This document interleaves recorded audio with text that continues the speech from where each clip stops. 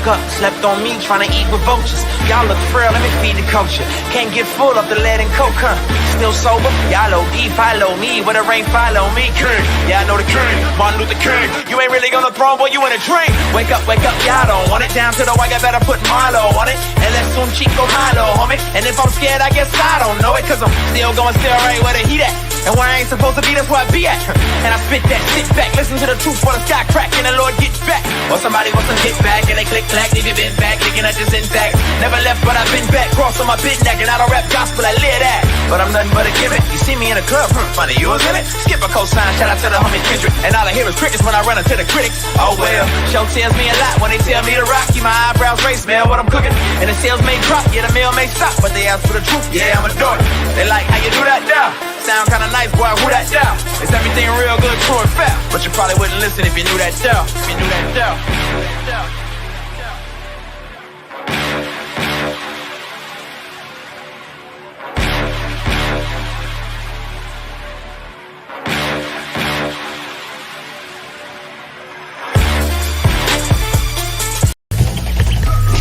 The heart beats just a little faster right now, doesn't it? As they stand alone right now. No cornermen. They're just ready to make the ring walk for the biggest fight that boxing can make.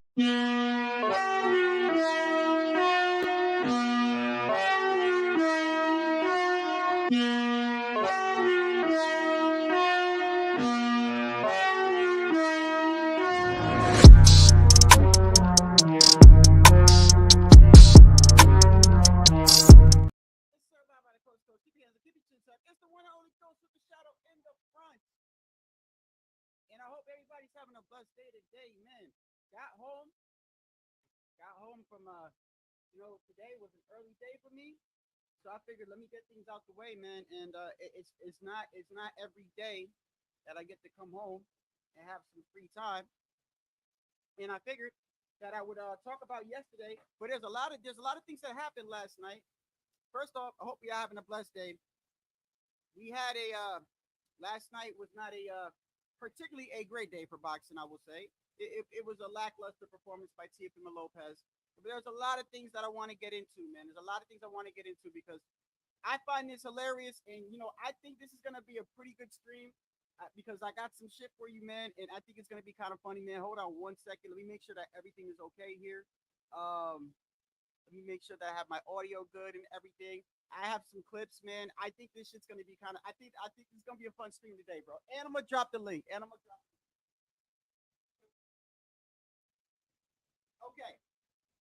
First off, my sound is low. Yo, is my sound low? Hold on.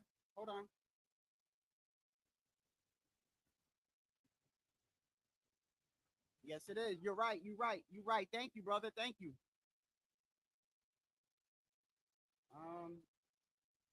You're right. Okay, is that better?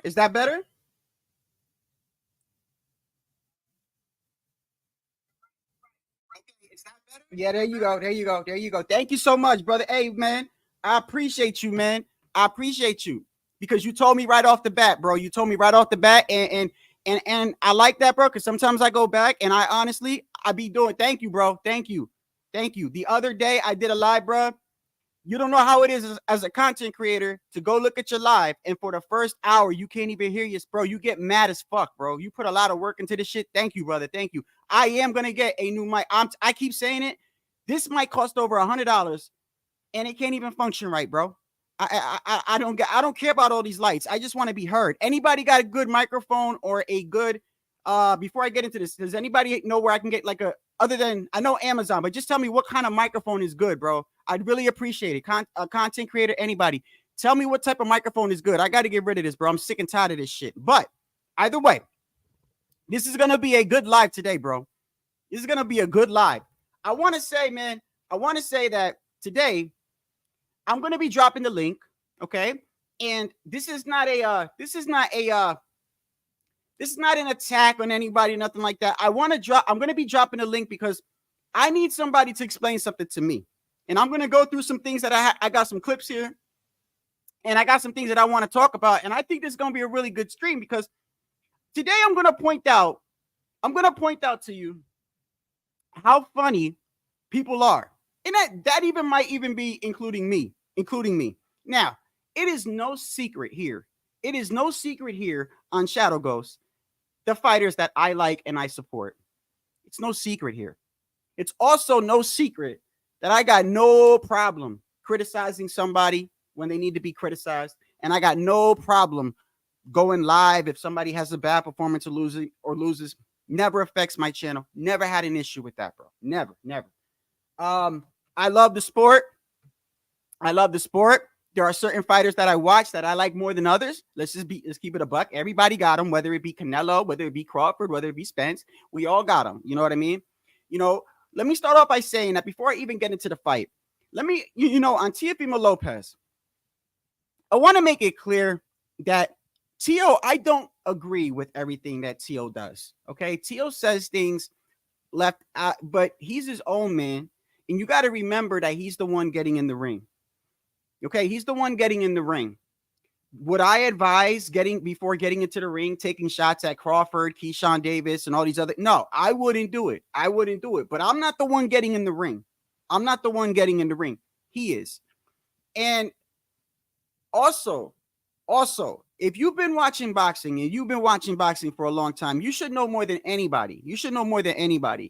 That you're supposed to think that you could beat everybody. That's just common sense. You're supposed to think that you could beat everybody. You shouldn't be boxing. You should not be boxing if you think that you can't beat everybody and you're not the best. So let's forget all that. I don't care if you got 8 losses, bro. I don't care if you got 8 losses. If you got 8 straight losses, if you've been knocked out 8 straight times and you go into the ring, you better have that mindset. I'm the best in the world. Let's make that clear. Because even if you have 12 losses, the moment you think that the other guy is better than you done lost the fight, bro. You done lost the fight. So everyone is supposed to think that they are the best in the world. Everyone is supposed to think that they're better than their opponent. Okay? Now, some people display it in different ways. Yeah, he should. But listen, I got some shit, though. This is why it's going to be good, Sergeant. This is why this live is going to be good, bro. This is going to be a great live, bro. I've clipped some stuff. Let's go over some of the most hilarious things, bro. Let's go over. So first off, before I get into the things that I'm going to show you, like always, I am going to say, go subscribe to these channels where I get these clips from. I always give credit and support to wherever I get these clips from. If you're a content creator, bro, please do that, bro. Please. You wouldn't like it if somebody took your shit and didn't say where I got it from. Please don't do that, bro. I don't care if they're big, small, middle, don't care. Whether they show their face, whether they don't show their face, whether they're an avatar channel or not. If you take something from somebody, bro, and you upload it, please say, this is where I got it from. Please, bro. Just please. You should know, of all people, the work that this shit takes. I'm not even a big content creator. And I could tell you that I spend hours sometimes trying to find little shit, making thumbnails. You think that shit is just like it's spontaneous? No. So just give credit to where it is. The stuff I'm going to be showing you today is from Fight Hub, Fight Hype, and I believe they are both of them. But it's kind of funny. So I think this is going to be hilarious. Let's get into it. So without further ado, how y'all doing? All right, how y'all doing? So without further ado, let's start off with, we saw the fight yesterday. Right? I'm going to get into that once again. But what I find interesting is what was said after the fight. That made, I almost fell out my damn chair last night, bro. I almost choked on I was eating when I was reading some of this shit. And it's so hilarious to me. So let's start off with this. Let me show the clips for you. Okay, let me go here. Okay, so you guys know after every fight, right? The UFC does this too. They got like I don't know the channel, but the guy usually after the fight, he goes through all the Twitter responses. Do you guys know what I'm talking about? And I think Fight Hub or Fight Hype, one of them does that. They go through just the Twitter responses just to see what people are saying. But normally it's not just regular people. It's fighters, people that are in the sport, right? Because there's a difference between me, you, and everyone else, right? we always want to get the insight of a person that is actually who does this. You know what I mean? Like who does this for a living. You want to see what they're going to think. And plus, it's exciting because 9 out of 10, these fighters end up talking shit to each other. And I find it not only do they end up talking shit to each other, but we also find them to say shit that is so, it makes them look like they're hypocrites.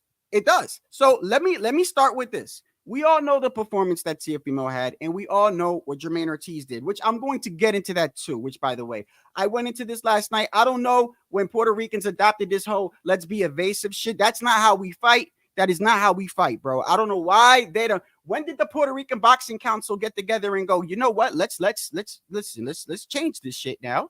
Let's change it to just be evasive the whole fight. That's not how we are, bro. So let's get that straight up. I know it's been happening, and I know it's bad for us, bro. It's bad. It's bad. I don't care if y'all wanna, if you're Puerto Rican and you wanna lie about how our boxers are today. That's fine. That's fine. I'm not going to do that. I am not going to do that. Our landscape is looking bad. Our landscape is looking bad, bro. It is what it is, and I make no excuses, bro. I don't care what color you are or where you're from. If you're fighting evasive and I'm here to watch a fight, I'm going to call you out on it. But let's look at some of these Twitter feeds because I found them to be kind of hilarious. So let's start off with this. Where is it at right here? Okay. Oscar De La Hoya. Oscar De La Hoya comes out and says 8-4 Tio. 8-4 Tio. Now, what's funny about that is, you remember, Oscar De La Hoya lost to Tito Trinidad. In the beginning of the fight, he was standing his ground, and then he went back to his corner, and they told him to just play it safe, and look what happened in that fight. After that fight, Tito Trinidad jumped on the top of the ropes. After that fight, soon as the fight was over, and y'all know I know Tito, it's my favorite fighter of all time. Soon as the fight was over, Tito Trinidad jumped up on the ring and went like this. Meaning, he just went like this all day. I'm chasing him. What you want me to do? That if y'all go look at the Tito fight. He's like, what do you want me to do? Like, I'm trying to fight. That's what he was saying. Boots and Karen. They don't trash Boots. Because they said Boots can't cut off the ring. And listen, this is the absolute truth. If you're fighting an evasive fighter, you listen, this goes for Tio, this goes for Boots, this goes for anybody. Y'all need to find out a way to cut off the ring better, bro. I got to be honest, okay? But at the same time, if you remember the fight with Shakur and De Los Santos, and somebody, I forgot who it was interviewing De Los Santos, and they said, De Los Santos, why didn't you throw more punches? Why? And he said, you're right. I should have. But looks are deceiving. It's hard to do that when the guy is like this the whole fight. De Los Santos said it's funny because I'm bringing up Shakur in a second. Y'all know I like Shakur Stevenson. I support Shakur Stevenson. I support him. I do. The fighters that I support, I'm open about it. I support Shakur Stevenson. His father's Puerto Rican. I love my people. I don't do the race basing, but I do love my people. And I'm going to be honest. Our fighters today, this whole evasive shit, I don't know when Puerto Rican fighters started doing this. I'm sorry. I'm being dead honest. I don't know when we adopted this shit, bro. But people want to make comments about, oh, it's kind of crazy. When a guy's boxing, y'all call it running. Keep that in mind, what I'm about to say. Keep that in mind. I want you to understand that we are boxing fans. Whether you like somebody, whether you don't like somebody, shouldn't actually matter when it comes down to what we want to see in a boxing fight. I don't know about you, but when I watch a fight, I'm trying to see two people engage. Do you understand what I'm saying? I want to see two people engage. I'm not saying you got to do rock'em sock'em, bro. Y'all remember rock'em sock'em? Where the two machines just go back and forth and you just see who knocks. No, I'm not saying that, bro. I'm not saying that. But what I am saying is, how the fuck can y'all sit here and make it seem like this man can take a belt when all he did was be evasive the whole fight? And content creators, are y'all really out here? Bro, yo, listen, if you're a content creator and you're watching this right now, I'm going to drop the link because this is not the fucking call you out or call say you stupid or anything like that. This is for anybody. For anybody. Y'all need to explain to me how a man takes the WBO lineal strap by being evasive the whole fight. Y'all need to tell me one fight where that happened, bro. Name one fight where the fighter was being evasive the whole fight. And name me the rounds where Jermaine Ortiz stood his ground. Nobody has yet to leave it on my live or to even come in here and tell me the rounds. All y'all with the titles robbery. When you say robbery, can you put in your video, please? Can you put in your video what rounds Jermaine Ortiz wasn't being evasive and stood his ground, and what rounds he clearly won? And explain to me, how does he take the WBO strap? Instead of you just putting robbery up on top, it's like when you argue with some of these guys and you go, hey, Tank versus Devin. Tank will beat his ass. Okay, well, how? But Tank will beat his ass. But how? How? Tank will beat his ass? Like, you see what I'm saying? You're saying it, but you're not explaining it. You have to tell me what rounds did he win and how did he do enough to take the WBO strap. Also, on top of that, look at this. Do y'all know that I'm gonna be talking about Richardson Hitchens in a second, Shakur Stevenson in a second, Keyshawn Davis in a second. Y'all know that Richardson Hitchens, Keyshawn Davis, and Shakur Stevenson, and Terrence Bud Crawford, all of them do not like Teofimo Lopez. Y'all know that, right?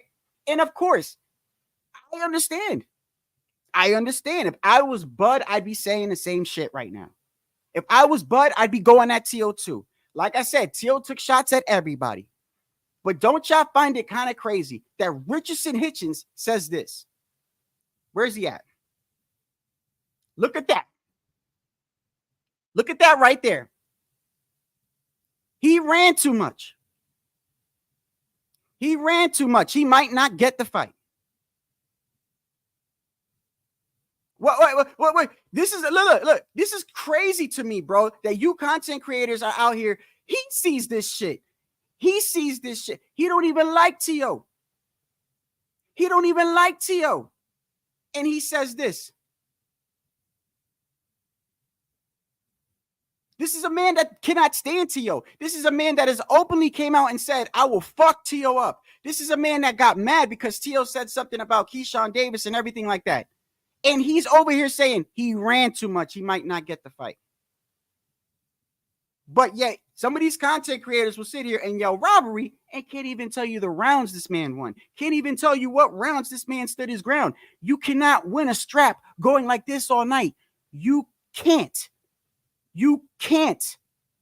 Tito Trinidad and Oscar De La Hoya is a perfect example. And Oscar stood his ground the beginning of that fight. Oscar stood his ground and still lost. Bro. So you go over here and look at this. Look at with Shakur Stevenson right here.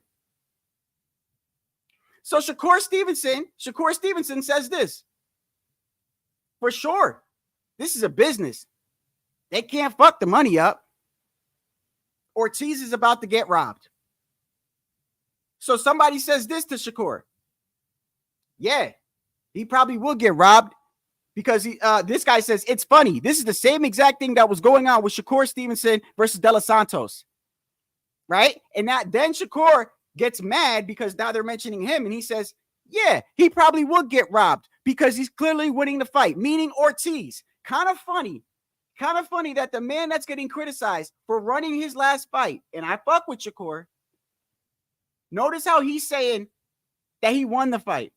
Notice how this is Shakur, the same guy that had one of the most underperforming fights in the past few years, broke records with the lowest punches thrown. Notice how when somebody calls him out and says, bro, this reminds me of Shakur running. Notice how Shakur says, yeah, he's probably going to get robbed because he's winning. So Shakur thinks that's winning. Meanwhile, Shakur's boy clearly says he ran too much. He might not get the fight. You see the contradiction here? Now, this is another thing. Let me make it clear because I told y'all yesterday, by the way, I told y'all yesterday.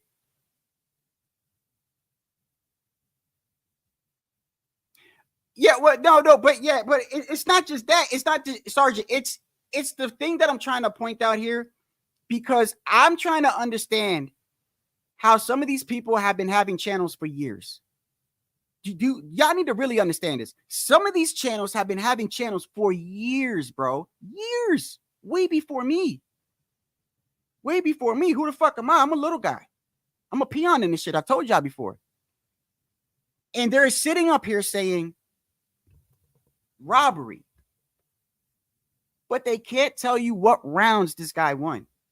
What does that tell you? They are up here saying robbery, gift, and all this. I'm showing you that you got boxers that don't even like T.O. Boxers that can't stand T.O. Boxers that said, Richardson Hitchens has said on numerous occasions, I'll fuck T.O. up. He don't like that he talked about Shakur, which I'm going to get into something with that too, because these guys are forming this little Nato Alliance going on right now. I'm not fighting this guy. I'm not fighting this guy. He's my friend. He's my friend. This is what boxing's coming to. But you got this guy. You got Oscar, who thinks it's 8-4. Remind you, Oscar was just talking about T.O. the other day. Not all these guys really like T.O. as much as y'all think. So Oscar says 8-4. Richardson Hitchens says he's running too much. He might not get the fight. Shakur Stevenson says, let me get this in order. Shakur Stevenson says they can't fuck the money up. They can't fuck the money up. And somebody says, well, that's kind of funny, Shakur, because this fight reminds me of you and De Los Santos. And he says, yeah, they probably would rob him because he's clearly winning the fight. So once again, Shakur is thinking that he clearly won his fight and had a great performance, which let's go to Terrence Bud Crawford. And while I go to Terrence Bud Crawford, let me make this completely clear, because I think people really be misconstruing my words in the shit that I say. I like Terrence Bud Crawford. I do. I really do. I am pointing out inconsistencies, just like I pointed out with T.O. too. And T.O. did not have a good performance. And T.O. needs to stop letting his emotions get to him. But I'm pointing this shit out to you. Something doesn't look right here. Something doesn't look right here when you have Shakur obviously saying, yeah, he's going to get robbed. But yet the guys on the bottom is saying, yeah, but that's what you did in your fight. And then you have Oscar saying 8-4 T.O. Richardson Hitchens, who wants to fuck T.O. up and doesn't like T.O., says he ran too much. He might not get the fight. A lot of inconsistencies here, right? Look at Terrence Bud Crawford. People got to understand that the game is called boxing and not fighting. Hit and not get hit. But I guess a lot of y'all don't know what that means, because when y'all see a fighter boxing, the first thing y'all do is say that he's running. Now, hold on one second, because there's something that I want to show you, because I find this a little bit, and I uploaded everything, and that's the one that I didn't upload. So let me get it on here really quickly, because this is where I'm going to show you inconsistencies, bro. Right here. Is this it? Yes, this is it. Is it this one? So how long is this? Right here. Let me upload both real quick so I can show you both, just in case. I want to make sure I got it here. Look at this comment real quick. People got to understand that the game... First, he made this comment too. Right here. People got to understand the game is called boxing and not fighting. Hit and not get hit. But I guess a lot of y'all don't know what that means, because when y'all see a fighter boxing, the first thing y'all say he is running. Well, do y'all remember when Shakur had that great performance, his last fight? This is what Buds had to say when Shakur... Now, check this out. I want to make it clear. I like Terrence Bud Crawford, so please don't get this twisted. I'm showing you there's a lot of consistencies even within their own camp. People got to understand it's called boxing and hit, not get hit, right? So he's saying that Ortiz is boxing very well and clearly won, and then he says T.O. got a gift. But when Shakur put up his magnificent performance against De Los Santos, he said this. Terrence, any thoughts on the fight, man? Man, we got the victory. That's all that matters at the end of the day. You know, all of them ain't gonna look spectacular like we wanted to, but as long as we get the win, come back, look good in the next one. You know, Terrence, this fight and Nakatia, you know, he didn't let his hands go against a guy with power. Is that something Shakur's got to work on, or what do you think? No. You know what I mean? Like I said, you know, you had them days where it ain't there. Have them days where it ain't there. We know why he's saying this. Tio went at Bud. But do y'all see a little issue here? Do y'all see what I'm seeing? Like, okay, you got Richardson Hitchens, who doesn't even like Tio. Doesn't even like Tio. Says he wants to fight Tio. And I got to get these in order. Let me get these in order because this is just crazy to me. He ran too much. He might not get the fight, y'all. He ran too much. He might not get the fight, y'all. So y'all see these inconsistencies here? And not only that, but you content creators out there, please, bro, can we, just like there's this alliance forming, bro, can we form an alliance that for once that we want good boxing fights and we want excitement? How are YouTubers out here saying they love boxing and are supporting shit like this? If it was him or if it was, let's say Keyshawn, or if it was Bud or however, I'm rocking till the wheels fall off. And anybody know that about me. I'm rocking. I'm a solid, real nigga. I'm going to make sure, oh, what up? Yeah, what up? We 10 toes. Oh, you said, what about my brother? What up? I'm right there with my brother. Like, that's how it is. Rocking tough. Y'all tough. So it's like, it's y'all against the world. You go out to the world and it's y'all against the world. That's what it is. That's your brother. That's your gang member. Like, type shit. Y'all, however you want to say, Bloods or Crips, or y'all Bloods and Crips, or y'all Crips. To the world, y'all rocking. Y'all rocking. Y'all for each other. You gonna look out after your brother. You going, however.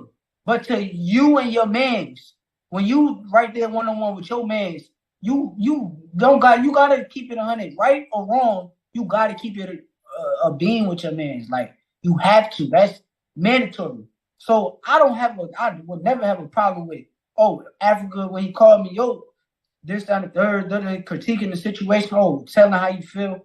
Okay, cool. That's good, my nigga. That's good. Appreciate you. You're a real nigga, bro. Appreciate your opinion. Real nigga. I love that stand-up nigga. But when you go out to the public and you talking about your brother and you speaking in a certain way, like, that's not your brother, that's not your, I think I honestly feel, and a lot of people may say I'm wrong or however they want to learn it, or I'm right in my brain and nobody gonna tell me no different. Nobody gonna tell me no different. This is what they're talking about. They have this little alliance, and I keep talking about this, and it's about time I start talking about this, because I don't understand how content creators can be going around supporting fighters that are saying, that's my brother, I'm not going to fight him. I get it if it's like one fighter. I get it, bro. But you understand that there's about 4 or 5 fighters out there that say, I'm not going to fight him because that's my brother. We grew up together, right? They're in the same weight class. One of them is at 140. And one of them is at 135. And mind you, 130 and 135 and 140 are interchangeable weight classes. We see it all the time. Navarrete was going to move up from 130 to 135 to fight Shakur, but it didn't happen. Jermaine Ortiz moved up from 135 to 140. Okay, we got Devin Haney who moved from 135 to 140. We got Ryan that went from like in between and shit. We got Tank moved up to 135 to 140 to fight Barrios to go back down. We got Chris Colbert who moved up from 130 to 135 and went straight for El Rayo. You understand? These are interchangeable weight classes, bro.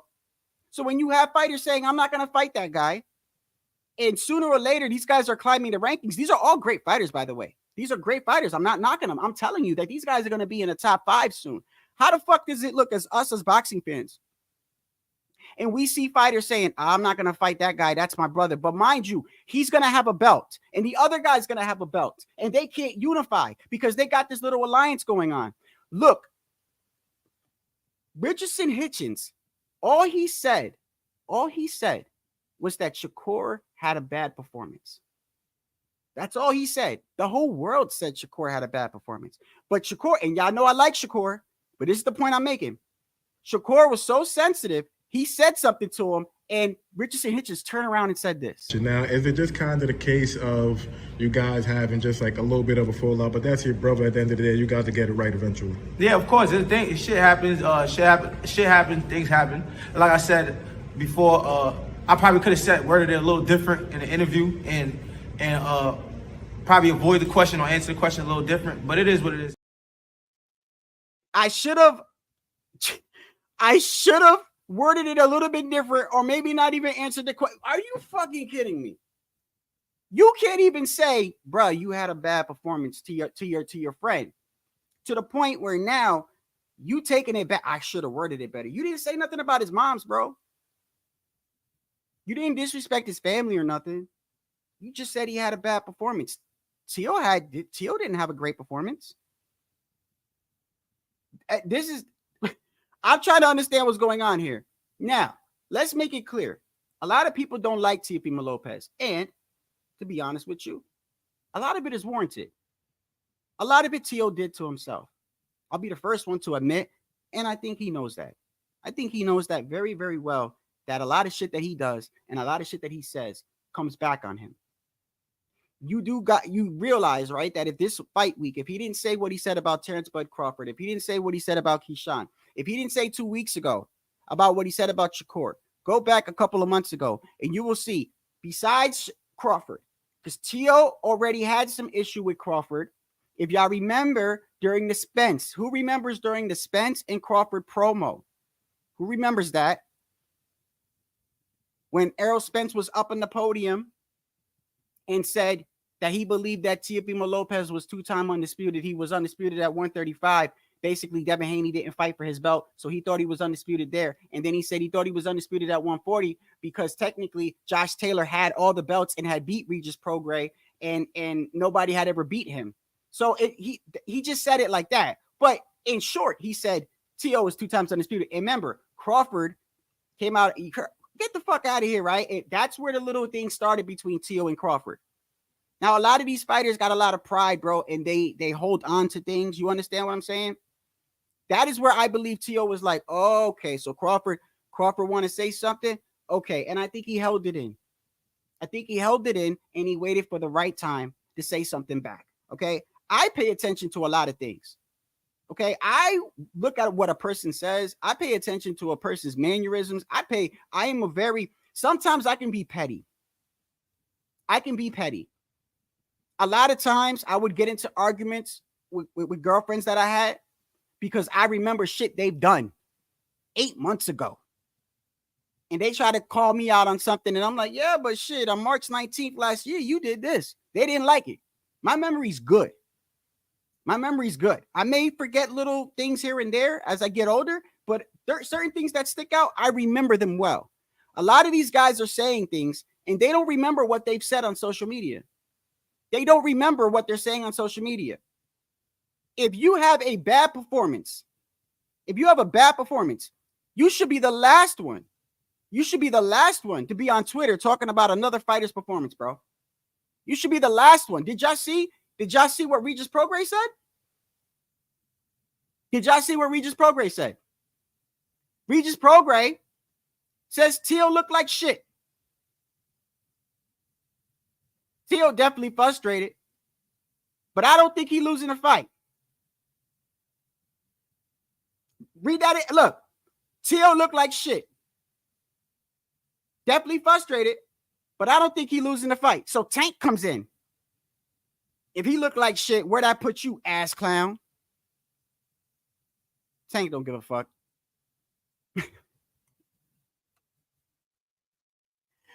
Tank don't give 2 fucks, bro. That shit was hilarious to me, man. I feel bad for Regis. Regis had a bad performance, bro.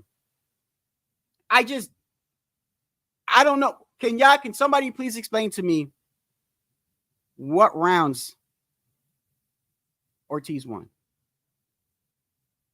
This is not to say T.O. didn't. T.O., I'm telling you, T.O. has his emotions. I think he needs to get his emotions in check. This is the 3rd time he fought a fighter like this that kind of moves and is evasive. And it's shown that T.O. has been frustrated. And Tio, as a person that supports you and I fuck with you, bro, you need to, because now that blueprint is out there, brother. The blueprint is out there, brother. Everyone that fights you is gonna do something like that now. They're gonna do something like that now, and they're gonna try to implement that, but maybe just in a different way. But if you've had a bad performance in the past year, how the fuck you gonna go? How are you gonna go on Twitter and say shit? You know, Tio look like shit. I don't think he's losing the fight. Yeah, well, if he, if he look like shit, what that make you? Shakur. Oh yeah, they can't fuck the money up. And the guy's like, yeah, Shakur, you did the same exact shit. Yeah, that's why they're gonna rob him. Crawford, listen, I like Crawford. Let me tell you something. I'm gonna point this out.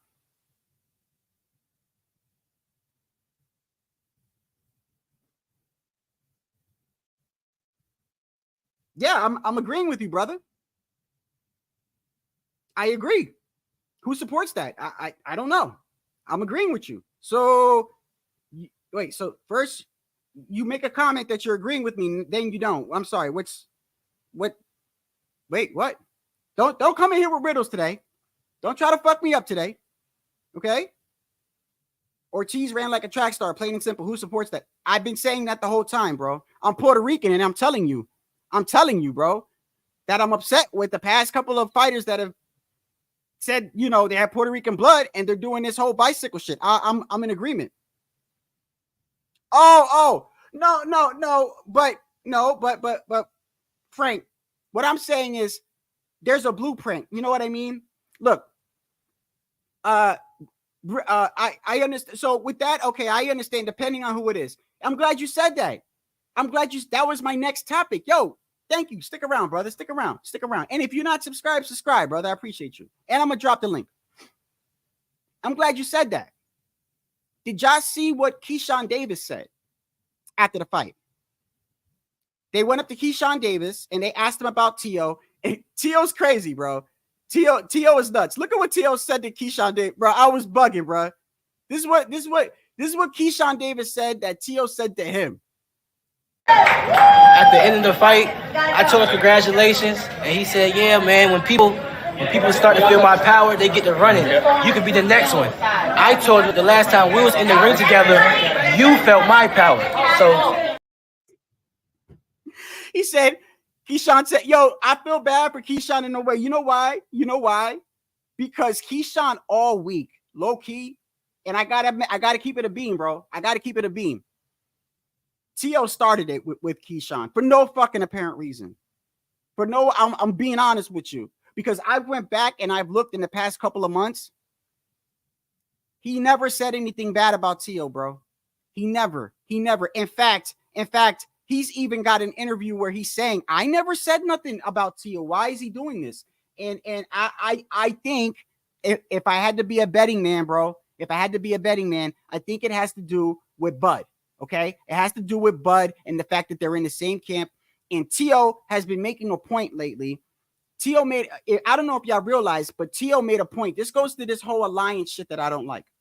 This whole, we got friends in boxing and I'm not going to fight you, right? Tio made it clear there is no friends, right?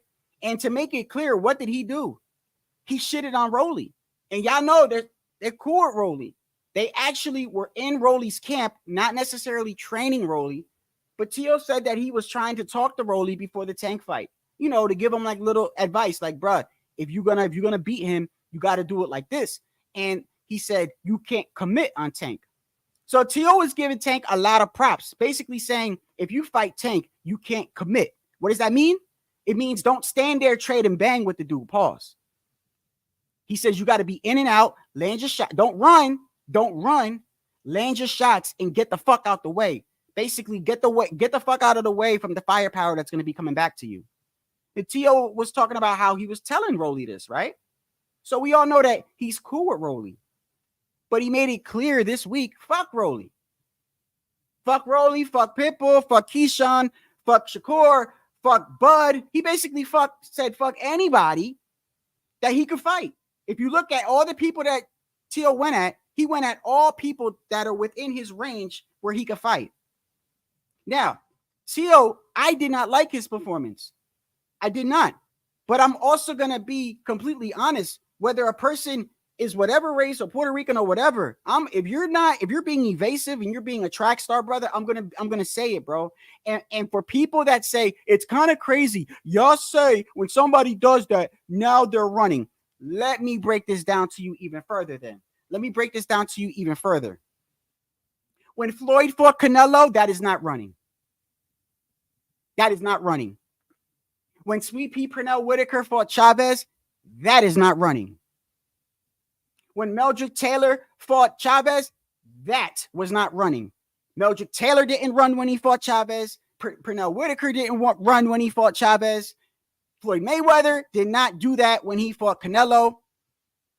Y'all are confusing fighters that stand in the pocket at times and trade to what you saw last night. There is a huge difference. There's somebody that comes to my channel all the time and supports me last night, tried to say, that's how Pernell Whitaker fights. No, brother, I disagree with you. Sweet Pea did not fight like that. Sweet Pea and Floyd, both who did not have power, a lot of power. Maybe Floyd had some in the lighter weights, but later on, when he had problems with his hands, it became money. He became a stand in the pocket pot shot, but he would still stand in the pocket with you. And Floyd would still make you look stupid. I told y'all yesterday, y'all remember the point when he's fighting Canelo and Canelo is standing there? And it's on the highlights. And Floyd is standing right in front of his face. He's not like this. Standing right in front of his face. And he does like a triple jab, like a fake, like 1, 2, 3, and straight uppercut. Boom. Pop Canelo's head back and stood right there and went downstairs. He stood at times. He wasn't constantly like this. That is being evasive. And what I'm trying to say to y'all is this, bro. How do you win a strap? How do you win a strap if you're being evasive the whole fight? Can somebody please answer me this? How? How do you win a strap?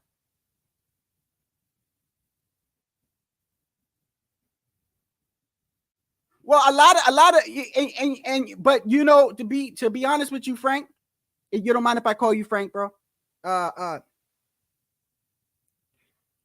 When it comes to Keyshawn, Tio did start that, and I fuck with Tio. I gotta be honest, Tio for no reason, but I think he did that because he wants to show, like, bro, there is no friends in this. This is what Keyshawn said in regards to Tio, because if you remember when they were sitting up there and Tio had that book. Y'all remember? And they were talking about the fights, and then all of a sudden they stopped talking because you can hear Teofimo Lopez and Keyshawn Davis to the right. And even the guy was like, yo, what's going on here? And Tio had the book like this. And Keyshawn's like, he trying to say something to me. Like, you know what I mean? Right? Keyshawn was getting fed up with it, right? This is why I say Tio for no reason went at Keyshawn, but I think it's got to do with the fact that he's in Crawford's camp. This is what Keyshawn had to say about that, because Keyshawn was like, I never said nothing bad about Tio. And Tio consistently still tries to go at Keyshawn, even yesterday. This is what he said the first time about that. He mentioned at the workout, like, hey, he wanted a photo, and then he's calling me out. Did you ever call him out? Because I think that's where all this is stemming from. Nah, I never called Tio out at all. I never called Tio out at all. He just mentioned the photo, and I was just thrown off by that because whoever asked him a question, they didn't mention me or anything. So him just bringing my name up, why I'm in the back of your head, he had said something to me. So I'm telling you, I think Tio did start with Keyshawn I just think it's because he was in Crawford's camp. And it's kind of funny because even Tio, even with that performance, still continues to take shots at Keyshawn Davis. Still continues to take shots. And even, look, this is what Tio said. Tio basically looked at him in his face. He's telling you in the camera. Tio looked at him and said, you know, when they feel my power, they start going backwards, and you can get it next. At the end of the fight, I told him congratulations, and he said, yeah, man, when people start to feel my power, they get to running. You could be the next one.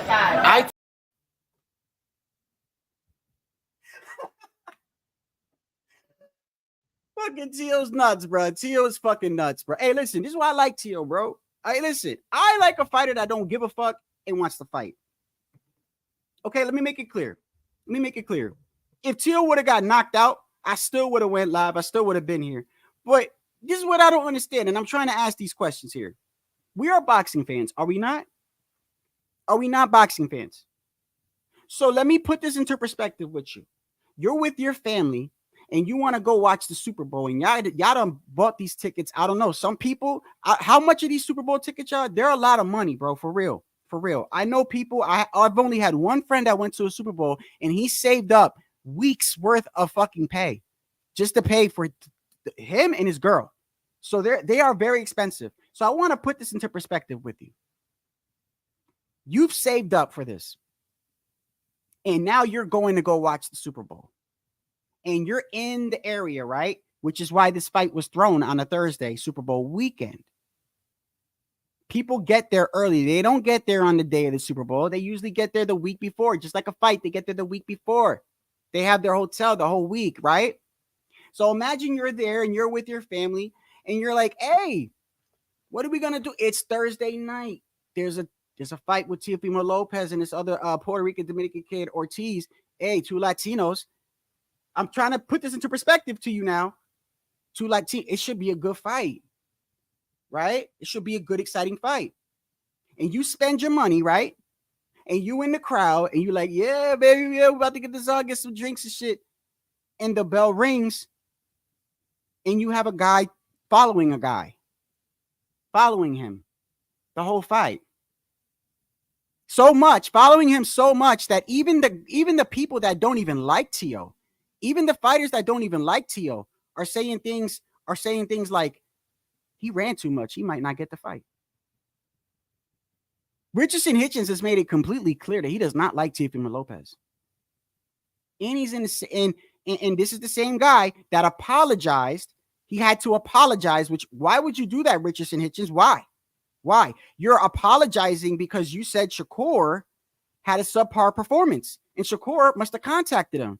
What is it? What is boxing now, coming? is it just kind of the case of you guys having just like a little bit of a fallout, but that's your brother at the end of the day, you got to get it right eventually? Yeah, of course. Shit happens. Shit happens. Things happen. Like I said before, I probably could have said worded it a little different in the interview and probably avoid the question or answer the question a little different. But it is. I should have. Look, man. Let me make this clear. This live isn't about whether you like Tio or don't like Tio. Y'all already know where I stand. Y'all know where I stand. But one thing I always do constantly is I give people credit to where credit is due. Credit where credit is due. In the past, I have felt, and even some of the few people that support me, they still want me to have my foot on Devin Haney's neck. And I've told them, yeah, I feel y'all, bro, but I have to be fair. I have to be fair. In my heart, I have to be fair. I'm not one of these fake motherfuckers that come out here and do narratives or nothing like that. I got to be fair. And fair is, yes, I criticize Devin and Bill when I feel like there needs to be criticism. But at the end of the day, the boy, the man is doing his thing, okay? I may not like the way that they move. Sometimes it is what it is. But he needs credit for what he did against Regis Prograis. You understand what I'm saying? He knocked him down. Yeah, he came in 165. Whatever. Let's forget about all that. That's just he did what he had to do, is what I'm saying. He did what he had to do. And he should get credit for that, regardless whether I don't like him or do like him. You understand what I'm saying? I feel like I have to give Devin his credit for that because I'm not like that. I love boxing, bro, but I will be critical of anybody. When Chris Colbert got knocked out, and it's ironic because I went into why Chris is one of the fighters that I support, because usually the fighters that I want to name you some of the fighters that I particularly like. And when I say I like, what I mean is I root for them when they fight. Okay? There's a difference between being a fanboy and a fan. Anybody that watches boxing and tells you they don't have a fighter that they gravitate to is a fucking liar. You're lying to the people. We all have them. We all. I don't care who it is. So, Teofimo Lopez, Chris Colbert, Jerron and his boots. I like Virgil Ortiz, Erickson Lubin, in a way. What is similar with all those guys I just named? even with Chris Colbert. I want to name that again, and I want to see if any of y'all can get it in the comments. I'm going to name these fighters. Think of their styles. Think of their styles and tell me what they all have in common. These are the fighters that I openly say I fuck with them when they fight. And tell me what they have in common. See if somebody can get it. Chris Colbert, Teofimo Lopez, Jaron in his boots, Erickson Lubin, Virgil Ortiz, in a way. What do they all have in common? Bango. They will bang with you, even low Chris Colbert, even low B-Hop. As pillow-fisted as he is, that's why he fucking loses. He loses because, and I got on here and I said, Chris, I fuck with you, but you're dumb, my guy. You know you got no power. What the fuck are you doing standing there trying to bang with him, bro? Look at Chris's fights. Every time he got hurt and every time he lost, it's because he was coming forward trying to hurt a motherfucker when he's got no power. And when he gets hurt, he stands there like this and he just curls up and lets the guy fucking pound on him. That's how Chris fights. I don't know, but Chris got heart, bro. Lil B-Hop got fucking heart, bro. And he will try to fight you. All these fighters that I like have something similar in common. All of them. Tio, Boots, Virgil Ortiz, Inoue, Erickson Lubin, Chris Colbert. These are the fighters that I openly say I fuck with. They all have one thing in common, y'all. They are there to engage. They are there to engage. They will fight you. Like, don't get mad at me because I'm upset that there's not a lot of action in the fight. And that goes for Tio too. Tio, brother, you need to, bro, they're going to keep, whoever you fight now in the future, they see that you get frustrated and they're going to be moving maybe. They might not adopt the same style, but they're going to do it now more often, Tio. And like your emotions, you let your emotions get to you. And it's weird until I fuck with you, bro. But it's like when you fight the top dudes, but when you face the very, very best, masterclass.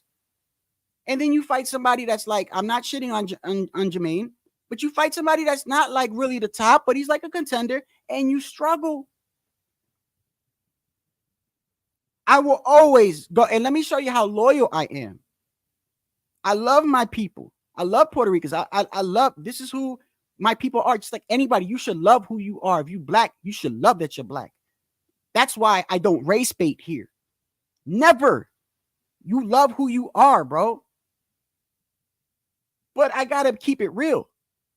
The landscape for the fighters that represent Puerto Rico, it's not looking good. I don't know when we adopted this, let's be evasive. I don't, and then we have like Edgar Berlanga, who's manufactured. And I've said it over and over and over again. And every time I do this, there's a handful of people that go, man, you're fucked up, bro. You don't even love your people, man. Like, how are you going to say that? What you mean, bro? You want to sit there? You want to lie to the people? You want to lie to them and look stupid? You go ahead, bro. I'm not doing that. I'm not doing that. I'm not playing this whole, oh, he Boricua. I'm gonna make all these excuses for him and why he don't know. I'm not, bro. I'm not gonna do that. I'm sorry, bro. I like fighters that engage. I like fighters that engage, bro. Now, that doesn't mean rock'em sock'em robots, but damn, bro, y'all need to explain to me this, and somebody really needs to explain to me this. How does somebody win a WBO strap? How do you win a WBO strap, let alone lineal, by being evasive the whole fight? Name me one fight where y'all saw that, bro. Nobody has yet to tell me. There has not been one fight you've ever seen. Even I keep bringing up Oscar De La Hoya and Tito Trinidad because the difference is that Oscar De La Hoya stood his ground at the beginning of that fight. He stood his ground and was outboxing Tito and making Tito, and Tito's my favorite fighter of all time. I told you, if there's any fight that's ever affected me, still to this day, it's Bernard Hopkins, bro. I still have nightmares over that, bro.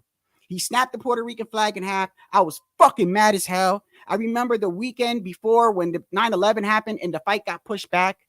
And I lived in Patterson. I was born in the Bronx, raised in Patterson, New Jersey. The over where I'm from, blacks and Puerto Ricans have more a camaraderie than it does on the West Coast. I've never really lived on the West Coast. I've only went to Fort Lewis, but from what I understand with certain people, it's like a prison mentality. The prison politics leak out into the streets. I'm telling you, over in the East Coast, Puerto Ricans and blacks, we intermingle, bro. Like, you know what I mean? I lived in a predominantly black neighborhood, bro. Anyone called me a spick, they were seeing my boys' hands before anybody, bro.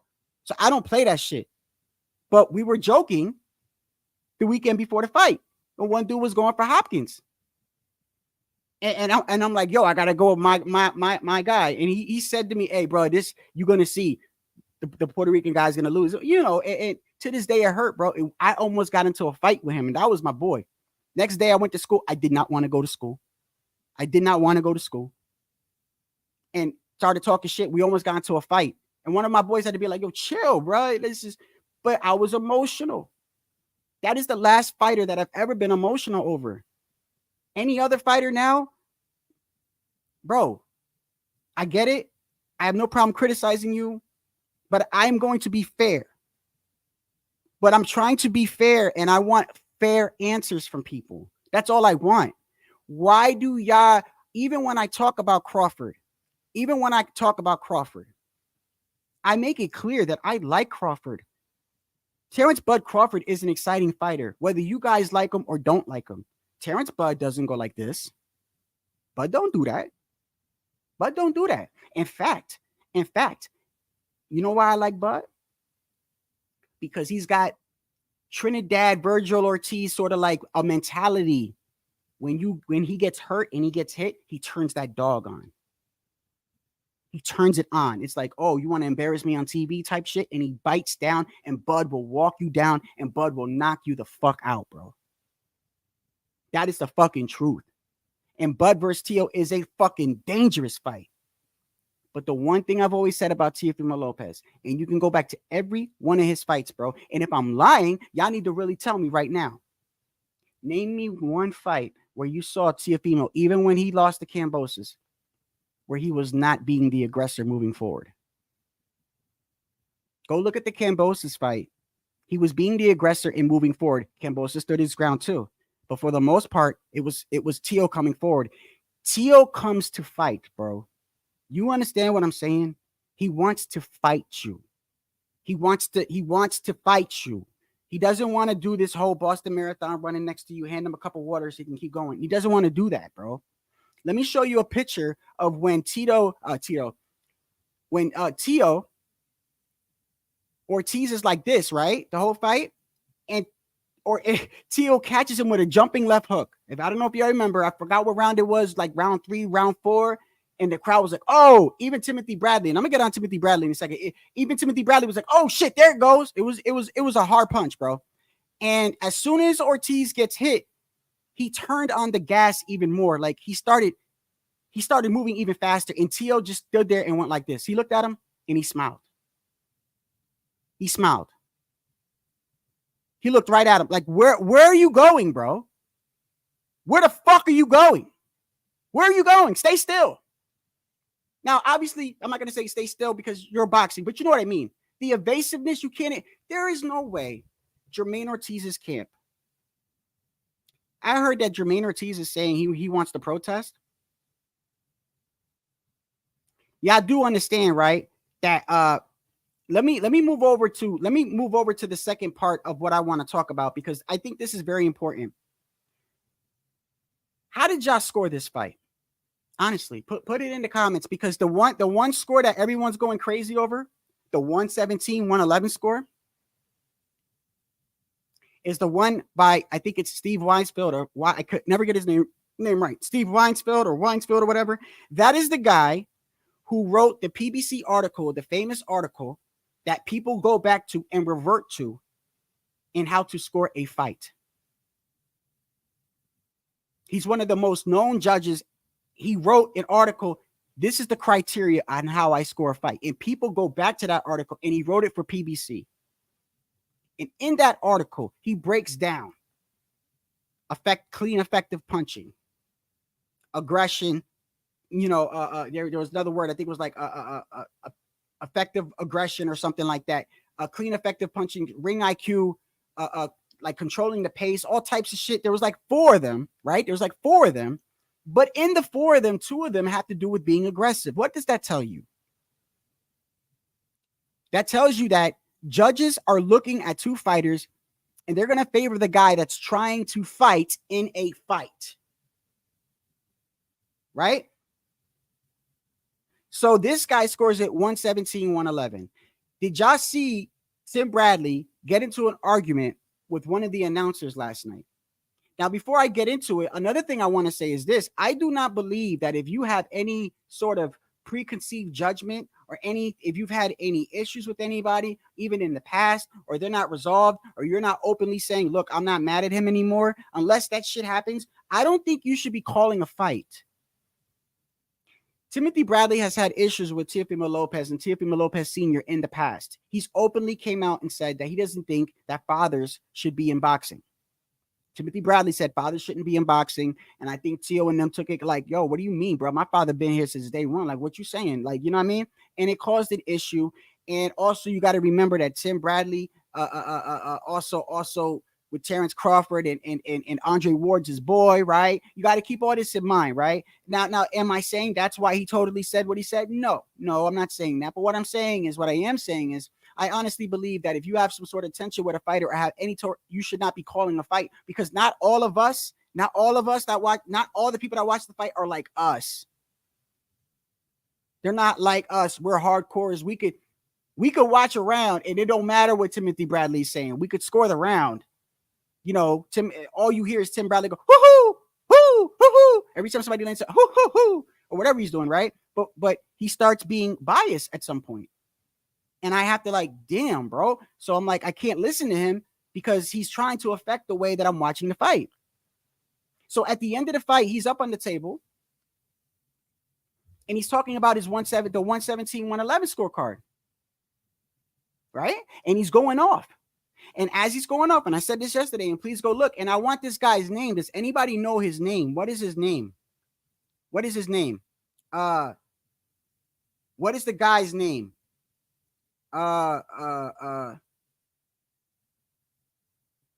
is the guy's name? The guy with the glasses. He was talking, right? And the guy came in, and the guy grabbed the microphone and started going back and forth with Tim Bradley. And he said the same thing that I was saying. He said, yo, Tim, Tio didn't cut off the ring. Tio, he did fight Ortiz's fight. Everything I've been saying. Tio is not at fault. Tio is not at fault here. Tio let his emotions get to him. He showed that he's having issues cutting off the ring. But mind you, let's go back to 3 other fights that I keep bringing up. Boots versus Karen. They said the same thing. Boots can't cut off the ring. De Los Santos and Shakur, when they asked De Los Santos after the fight, yo, you should have threw more punches and cut off the ring. He said, you're right. But looks are deceiving, y'all. He said, when you're in the ring and a man is not trying to fight you, it's easy for us to say that, bro. It's real easy for me to sit here and look at the fucking TV and go, damn, bro, he should cut off the ring. You're not in somebody's body trying to fight a man that's going like this the whole fight. That's all I'm trying to say. I'm keeping it a beam when it comes to Tio. If Tio would have got knocked out, I would have been live right now. And I say this all the time to the people that really think that even a fighter that I support runs how I run my shit. You got me fucked up. If you think I look at a fight and go, oh shit, no, I can't show my, fuck that. Tio, Chris, Cobra, Boots, I don't give a fuck who it is. You lose. I'm not the one in the ring. There's fighters I gravitate to, and there's fighters I don't gravitate to. I gravitate towards the fighters that want to engage. That's all I'm saying. And there's a difference between what he was doing and what Pernell and Floyd Mayweather was doing. Floyd would actually stand in the pocket at times. Even if he was pop shotting, he would still catch you with a pull counter, uppercut. He would stand and he would engage, bro. How does this guy take a belt when he's on his back foot the whole fight? I get what people are saying. Tio needs to cut off the ring. Yes, I'm saying that. I am agreeing with you. So am I wrong when I say that I want to see 2 fighters? I don't want to see a guy evading the whole time. So let me ask y'all, since y'all are supporting that, let's do this.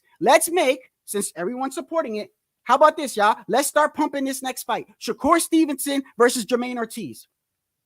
Let's pump that fight. The real winner is the real Puerto Rican. How about that? Let's pump that, everybody. Is that what y'all want to see? because it's so great, right? I mean, can't cut off the ring. Let's watch that. Let's see who could play Ring Around the Rosie faster.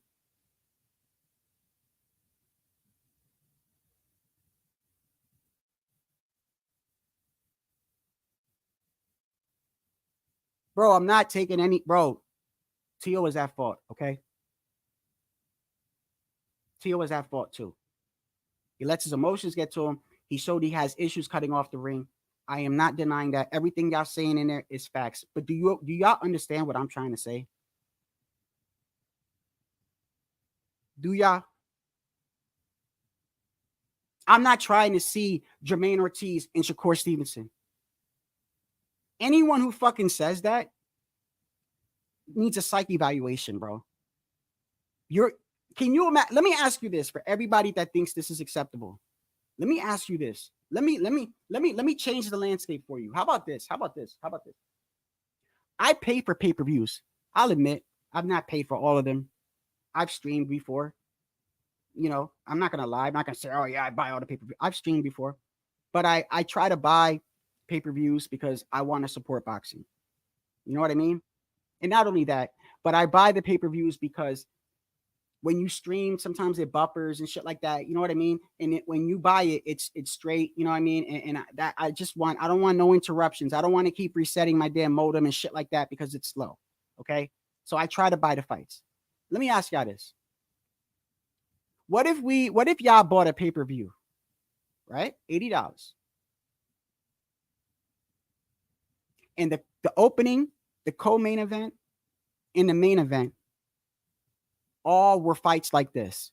Shakur versus Jermaine Ortiz, Tio and Ortiz. What was the one with what's his name? What's the dude? Well, Rigondeaux. Remember when Rigondeaux fought that? What was that guy's name, y'all? When Rigondeaux fought that, and I was surprised because Rigondeaux would stand there and bang with you. I was surprised, but he was on his back foot the whole time too. How about every fight is like that? How about fuck it? How about fuck this? How about every fight in boxing from now on was like that? Is that acceptable to you? And then I get called a fanboy for saying I want to see fights. What kind of shit is that?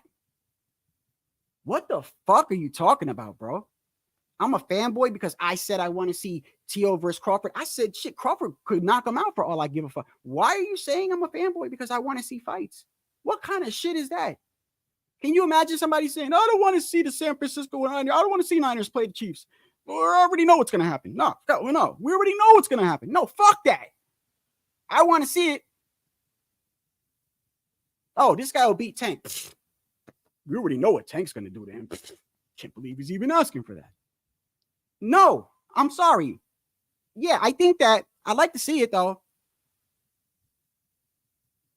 If y'all want to see how fucked up it is, bro, when like I said, you got people in Crawford's camp who don't even, well, I wouldn't say Richardson Hitchens is not in his camp, but Richardson Hitchens clearly does not like Teofimo Lopez. Clearly does not like him. And he's over here saying, bro, he said, yo, he ran too much. He might not get the fight. That's a fucking guy who don't even like Tio. He don't even like him. Look at Rougarou. Tio look like shit.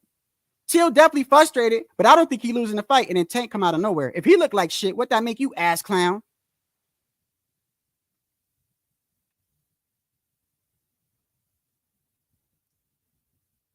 So I would like to say one thing too while I'm on this before I drop the link. And maybe some of y'all can answer me this. And I said this yesterday, and I want to bring it up again because I was really thinking about it, y'all. And I'm really fucked up. Like in my mind, this has me fucked up. It has me fucked up. I'm gonna say this before I drop the link. And maybe some of y'all can help me out with this because I see there are some people here that are normally not here. So maybe y'all can help me out with this. Let me go through this again. Y'all do know that a couple years ago, YouTube changed the whole thumbs down because of bullying thing, right? So if you hit a thumbs down, people don't see it, but the content creator can still see it. He goes to the analytics and you can still see it, right? I don't like what they did, but they made it to where now automatically, no matter what, they get money. Meaning that even if you hit a thumbs down, it's called engagement. It's showing that they're engaging and watching the videos, so YouTube makes money. So that's why you'll hear some content creators like, hit the thumbs up, hit the thumbs down. I don't give a fuck, because it doesn't matter, because a thumbs up and a thumbs down counts as engagement. It's a positive thing. I don't agree with it. I think that if your content isn't good, you're always going to have trolls. You're always going to have trolls, right? But if your content isn't good, I think you should know that your content, or that a majority of people don't think your content, you know what I mean? That's just how I really feel like. But it is what it is. I go back and look at my analytics from time to time. And do you know the two lives where I had the most thumbs down on? And I said this yesterday, and it blows my mind. It goes to show me the state, the mindset of people. The one where Chris Colbert got knocked out, and I literally went live. He wasn't even off the floor yet. And I had a thumbnail. I made a quick thumbnail, said, yo, Chris, you got knocked out, brother. You said you don't watch tape. You talking about all this Brooklyn shit, right? And hey, man, you got to take the good with the bad, my boy. Most thumbs down. Because why? They wanted me to come on here and cry and make excuses and say this and say that. The other one where I got the most thumbs down was when I was criticizing Terrence Crawford, and I spent 20 minutes in that live at least. Go back. And I'm like, bro, this ain't a race thing. This ain't a black versus Latino thing. This is just a different view of how we see things in boxing. And I wasn't trying to engage with people that were coming into the chat, trying to make it racial, I was kicking them out or whatever. Most thumbs down. Ain't that some fucking shit? You keep it real and you try to be who you are, they hate you more. So yeah, how about this? How about next time I just come on here and just start fucking making all these excuses to talk about egg weights and fucking water got poisoned and all this other shit, and I'm gonna skyrocket. I'll be fucking up there. I don't understand. My point is the state of boxing, y'all. When I'm talking, it's not just Teofimo at this point. What I'm saying is, if people are going to accept a fight where it's being evasive, to me, it hurts boxing, bro. I'm not saying you stand there and do rock'em sock'em. But what I notice with this community is that people take how they feel about an individual and they overlook the whole thing. And I said this yesterday. I never go into politics, but bruh, this shit reminds me of that. I'm sorry. It does. I've been on the record saying twice already, bruh, I don't give a fuck who the president is. I don't care who the president is. As long as gas ain't $5 a gallon, and when I go to the supermarket, and when my bill is normally $35 because I live by myself, and now it's $75, that's what I care about. I don't care whether he likes Latinos or doesn't like black people. I don't care, because I'm not going to be hanging out with him every day. I'm caring about the overall thing. It's the same thing when it comes to boxing. I want to see two people engage, whether I like the guy, whether I don't like the guy. But no, they would take, because they don't like somebody, just like politics, they would rather see the fucking country get burned down to the ground. They'd rather get burned down to the ground because they don't like somebody, right? But then when you get somebody in there that's fucking everything up, no, hold on. No, this is what y'all asked for, bro. This is what y'all asked for. No, don't go nowhere. Where you going? Where you going? Come back. I don't care. I'm looking at the overall result. I love boxing, bro. Y'all know I like Tio, but Tio was at fault. He didn't cut off the ring. He didn't look well, but damn it, he was trying to engage, bro. He was trying to engage. Where am I fucked up at? Here goes the link, bro.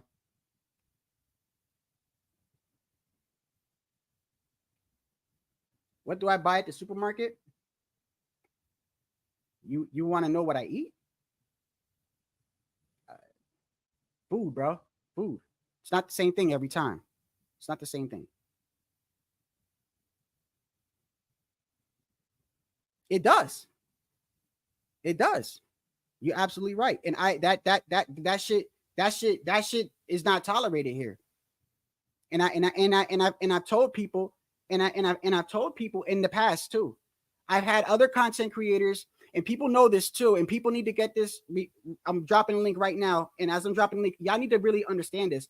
There's been content creators, and some might know who they are. I don't have to say their names because they're not here.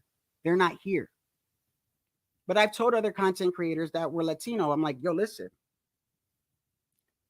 you doing this whole watermelon and chicken shit. I don't do that, bro. I'm sorry. I don't do that. You want to do that on your channel, that's fine. But I want you to understand that that's why I'm not coming around. I'm not coming around because when I go on the panel, y'all start doing that. And I don't want people to think that I'm like that because I'm not, bro. I'm not. I got called a spick in the military, bro. And it sticks with me to this day, bro. Certain soldiers were fucking with me. I don't play that, bro. So when a person calls me a race baiter, or when a person, there's certain things that irk me, and some of these trolls know that, they know that, but the motherfuckers that watch me, they know who I am. They know who I am. When Chris Colbert lost, I was on here while he was still on the ground. He was still on the ground, and I was live saying, yo, no excuses, bro. You got no power. You moved up from 130 to 135. You said you don't watch tape. That's what you get, Chris. And I got the most thumbs down. Fuck yeah, y'all some funny motherfuckers, bro. Y'all some funny motherfuckers, bro. Funny.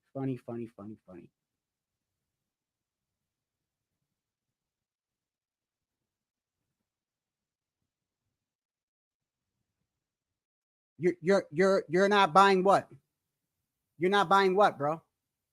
I'm 100% service connected for the things that has happened to me in the military, my guy. I work at the Martinsburg VA. What are you not buying? I don't need a lot of nobody, bro. I don't need a lot of nobody, bro. I don't need a lot of, I don't even know you. I don't know if you're questioning that, but I don't need to prove nothing to none of y'all. Everything I've said from the beginning of my channel, bro. I work at the VA. I work at the Martinsburg VA. I'm 100% service connected veteran for PTSD, anxiety, and depression, bro. And everything that I've talked about and went through, whether it was engagement, non-engagement, back home and on base, factual, brother. So it is what it is. There is a lot of there's a lot of black people in the army too. A lot of white people in the army. And the army has changed now too.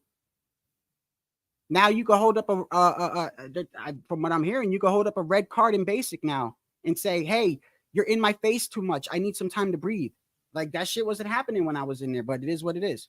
And by the way, anybody that's in the military will tell you racism is prevalent in the military. Anyone will tell you, bro, you hear people say the N-word with the ER at the end. They say spick. They say yeah. Don't what y'all think? What y'all think? It's all like, we're in the military. We're all good. We don't do shit wrong. But prostitution, drugs, fucking gangs. Go look up the kill squad from Fort Lewis, y'all. Where I was stationed. The kill squad. Yes, the kill squad was out in Afghanistan. And every time they went on patrol, they shot an innocent civilian and planted a gun on them that they were getting off the black market. And they're all doing life right now. What y'all think the military, what? There's no racism in the military. There's prostitution, there's drugs, there's everything. And you can't do a fucking thing about it. You think you could just leave and go to the police station and go, hey, no, that law, their laws don't apply. So if you've never been in the military, bro, I'm telling you, bro, I don't got to prove shit to you. I've lived it.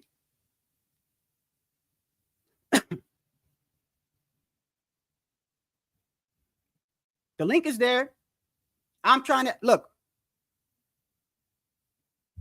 T.O. did not have a good performance.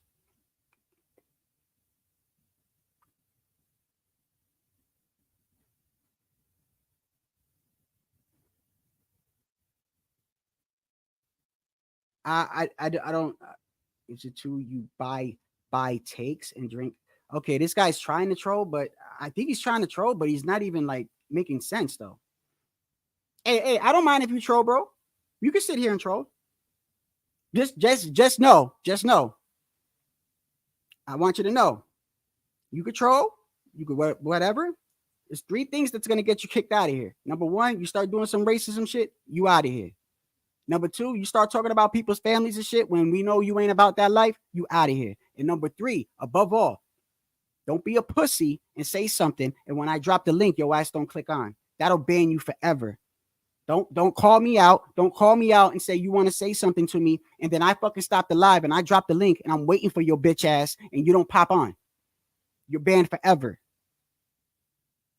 So those are three simple things. Other than that, go ahead. I mean, if the moderators in the chat feel like you're spamming or saying something, they're gonna block you. I don't do you, bro. Do you?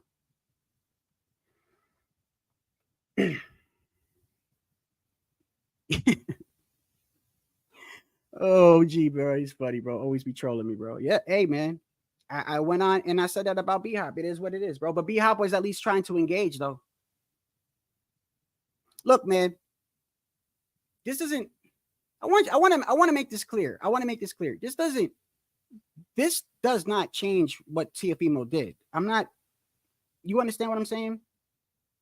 But what I am saying is, in a fight like this, when a fight goes like this, I'm looking at who's trying to fight, who's the aggressor, who's engaging. That's what I'm saying. I don't want to see fights like this no more. I don't want to see fights like Shakur and Ortiz. I don't want to see fights like Teofimo Lopez and Ortiz, or De Los Santos and Shakur. I mean, I'm sorry. I don't want to see fights like that, bro. I don't. It's not like Floyd or somebody who actually stays in the pocket and is making the dude miss and making him pay. Tim Bradley was arguing with the guy on ESPN Plus, and go look at it. I'm trying to remember who's the guy with the glasses. You know who I think he is? I think he's one of the announcers that does the fights in Spanish. That's who I think it was, one of them. And they're arguing. And the guy says to Tim, the guy that scored at 117 is 111. That's Steve Weifeld. That's like the most polished judge up there. And he's like, I know. That's why he's like, but Tim, you're a fighter. You should know. Yes, Tio wasn't cutting off the ring. Yes, Jermaine was making him fight his fight. But how do you win a fight if you're not making the other guy, you're not standing your ground and making the other guy pay? And how do you expect to win a belt if you're on your back foot the whole fight? Look at the last round. Even the last round. Even the last round, Ortiz didn't want to fight. Bro, what the fuck are y'all talking about, bro? Even the last fucking round where it's like, yo, you can make a statement right here, Ortiz. Still. If Tio would, let me make this fucking clear. If Tio ever goes into a ring and goes on his back foot the whole 12 rounds, bruh, watch what I do. You think I won't? The fuck out of here. I had no problem talking about Chris Colbert. No fucking problem. And I met Chris. Y'all got me fucked up. Y'all got me fucked up with some other channel or something, bro. I'm just telling you, bro. The man, it's easy for somebody to say, yeah, you know, he should have did this. Yeah, you're right. He should have, right. When Boots fought Karen, they were trashing Boots. But Boots was trying to knock the guy out, bro. Boots was trying to fight. Boots was trying to put on a fight for y'all, bro. I don't understand. Do y'all? Okay. I get it. Okay. I get it. Tio wasn't cutting off the ring. Tio had a bad performance. But is that the type of fight you want to see from Ortiz? Let me ask you a different question. Since nobody can answer the rounds Ortiz won, and nobody can tell me how you could win a belt on your back foot all day, or show me a fight where that happened. How about this? I got a better question for you. Do y'all want to see Jermaine Ortiz versus Shakur Stevenson?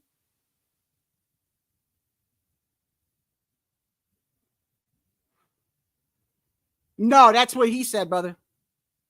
That's what he said. But Tank definitely has the ability to. But when it comes to Tank, I'm the same way. I can tell you what I think is going to happen, but I want to see him fight these guys. He's damn near 29 years old. I've been on record saying that with Tank's skills, he should have been undisputed or at least unified by now, bro. At least. And this whole I'm A side and out of that, bro. Fine, I get it. You're fighting for money, bro. But I'm a fan. I'm trying to see you fight Devin, fight Tio. You fought Ryan. You know, I'm trying to see you fight. You know, I don't care. Shakur, yeah, I know. Shakur, Antoine Russell, 140. Maybe he can move down to 130. I don't know. Matisse, maybe move up and fight Matisse. I want to see these fights though. I think he can knock him out? I think Tank can knock out damn near anybody he steps in the ring with. Is it gonna happen? I don't know. That's yet to be seen, bro. It's yet to be seen.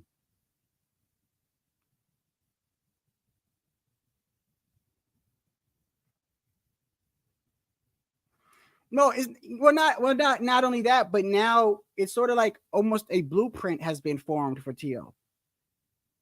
And he's gonna have to work on it. Like the first thing he should work on right now, you know, is learning, finding somebody, or I don't care. I'm not gonna talk about whether he should get rid of his father or not. I'm never gonna say that, bro. I'm never gonna say I think you should get rid of your father. Like I'm not gonna. That's not for me to speak on, bro.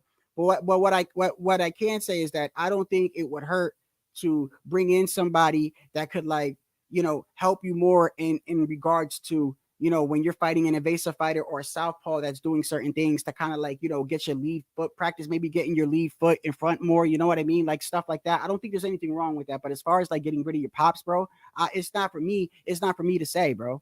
It's not for me to say.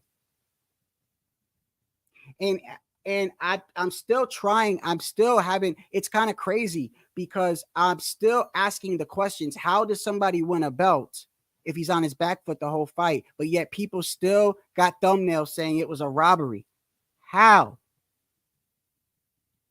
Can you please tell me the rounds where he was, you know, stood his ground and clearly won those rounds? Can you please give me the list?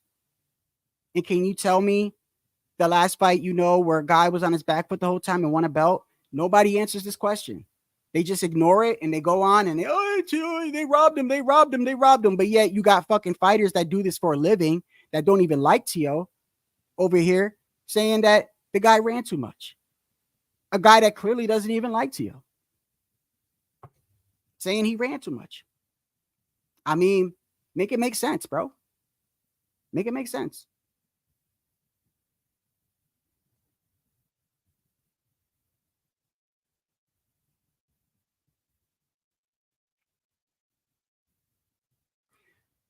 You know, and that's something that's a decision that he's gonna have to make, bro. I don't want to sit here and talk about somebody's pops because, you know, I lost my pops, so it's like, yeah, I'm never gonna be like, you should get rid of your pops. Like, nah, that's on you, bro. That's on you. Like, I don't think it would hurt to get somebody in the camp to kind of like get his lead. Like the next time he fights a southpaw or somebody, they're gonna do that again. And what's crazy is too, man, Tio gets really, really emotional. And I think, you know, if I was him, I would get that in check, bro, because I think it does affect him at times. I mean, but you can clearly see how crazy he is. I mean, he literally said, suck my dick, no homo, to everybody booing, and was like, bro, you know, I'm trying to fight. And then he said this to Keyshawn. He said that Keyshawn Davis went up to him and said, congratulations. And Tio said this to him. At the end of the fight, I told him congratulations, and he said, yeah, man, when people start to feel my power, they get to running. You could be the next one.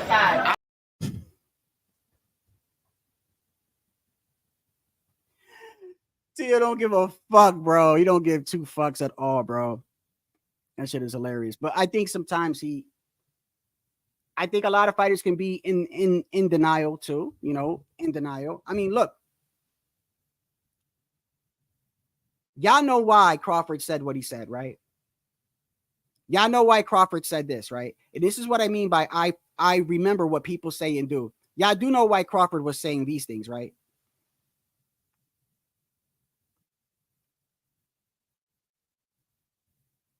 People got to understand the game is called boxing and not fighting, hit and not get hit. But I guess a lot of y'all don't know what that means, because when y'all see a fighter boxing, the first thing y'all say is running. And then he said Tio got a gift.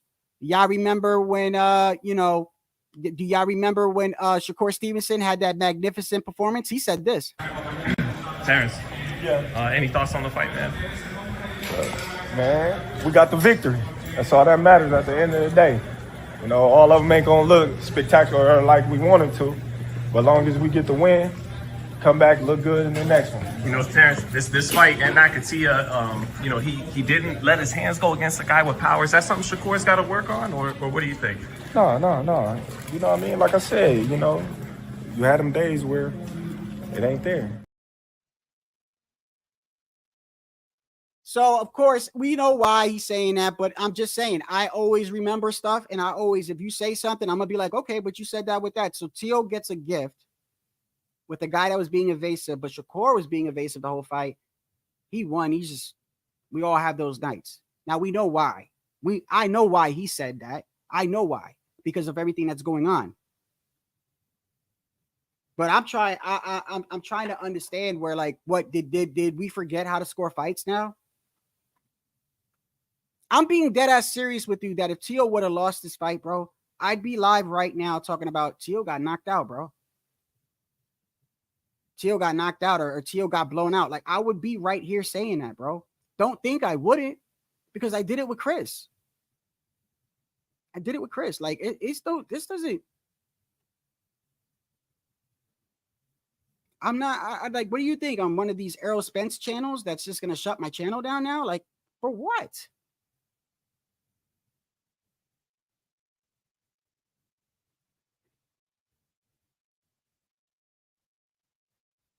Yeah, I always try to have clips, bro. I always have receipts when I talk, bro. Because if I don't, they still twist my words, though. They still twist my words, OG. You know that. I'll show receipts all day. Somebody gonna say something about that Crawford shit I just did right now. Oh, I'm not saying nothing bad about Crawford. I'm not. I'm showing you that there is. How can you say that, but then you say that? And how come one guy, now I wouldn't say it goes so far as to say Richardson is in their camp. I'm not going to say that. But what I am going to say is that Richardson is in this whole alliance. I'm not going to fight Keyshawn, and Keyshawn won't fight me, and this and that. He's in that. He's in that. And he's openly said that he don't like Tio.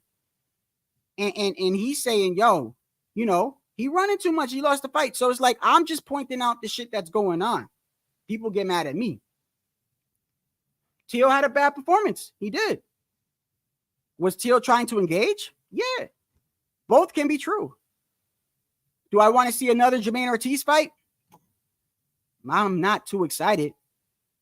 And if y'all find that acceptable, then y'all should be on your channel promoting Shakur versus Jermaine. Let's do it. Let's do it. We'll give him the Puerto Rican belt. Y'all want to do that? Does that sound good, guys? You want to start that promoting right now? We could do it right now. I'll make a thumbnail. Jermaine versus Shakur. Let's get it popping. Chess match. Yeah. Well, the whole promo. We'll show the NFL when they get the punt returner and he's doing the jukes, like trying to fake out. Like that'll be the promo. Both of them like this, you know, like we'll do that. Be a great fight, bro. Highlights for fucking days.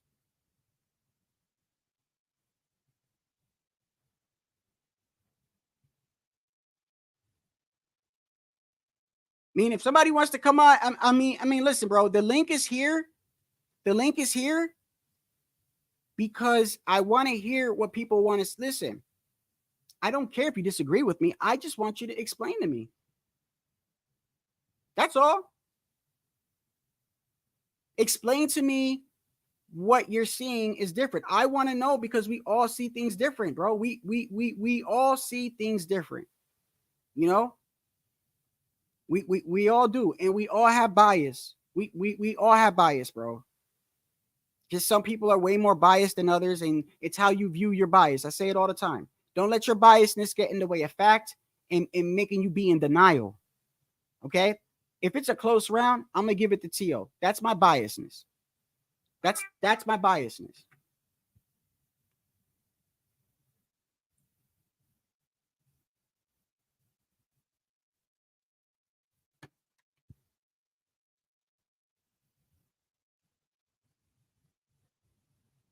That's gonna be a good fight. Yeah. Yeah. And you know what? This fight should have been. It should have been Matisse versus Tio. It should have been. Hold on, let me make sure this is him, bro. I know, but some people do. They're a little funny. Yo. Yo. Oh, what's good, brother? How you, man? What's up, man? I'm doing all right. So explain to me something, Pudo. What's up, man? This is the third time in like a few hours, bro. You've been on live, man. What's going on? Because I'm trying to understand some shit, bro. Like I'm trying to understand where I'm going wrong here. I'm clearly being honest with how T.O. performed, but I'm trying to understand why people don't see. You know what it is? It's like people ignore the other things I'm saying. So what am I saying that's wrong, Pudo? By what I could see, nothing. You're just giving your opinion. Well, what is your opinion? What is your opinion? My opinion is the only one that won yesterday was Bob Arum. That's my opinion. But Pudo, in regards to the fighters, though, in regards to the fight, in regards to being on your back foot and winning a belt and stuff like that, and who's engaging and T.O. not cutting off the ring, like I can't speak on that. Just something, whatever you can. Well, I mean, in regards to cutting off the ring, I mean, it's pretty clear that what Jermaine Ortiz's game plan was to literally run from this man, and I'm gonna call it what it is: running. It ain't boxing. It's not. Oh, everybody says it's running when their man is getting outboxed. Nah, he was running. It's increasingly difficult for any boxer, even the one that you consider like that has all the tools to cut off the ring on a dude that clearly doesn't want to engage, or somebody that wants to engage just enough so they can muddy the waters and have the fans and or the judges declare him the winner. Like anybody can literally run in a circle, and as soon as the guy's about to throw a punch, run the other way. That's That's so crazy, bro. You know what's crazy, Pudo? Do you know what's so crazy about this shit? The people that are the people that disagree, I guarantee you more than half of them no. I guarantee you more than half of them no. This man was being evasive and did not want to fight. But they're still saying, oh, he was boxing him. And it goes back to the whole politics day. It's because they don't like somebody. They overlook the whole thing. Where it's a boxing fight. Mm-hmm. Two people are going to engage. The belt is on the line. Mm-hmm. And you can clearly see there's a difference between what that man is doing and what Floyd did and what Pernell Whitaker did and what other fighters that box and move and are defensively sound, but stay in the pocket and stand their ground at times and win rounds. There's a clear fucking difference. But if I say that, they say, oh, you're a fanboy, this and that. How am I a fanboy when I'm saying that the man had a bad performance? Teal needs to cut off the ring. He lets his emotions get to him, but he was the aggressor. He wanted to fight. What is, how do you win a fight if you're going backwards the whole fight, bro? Exactly. So you think it was running?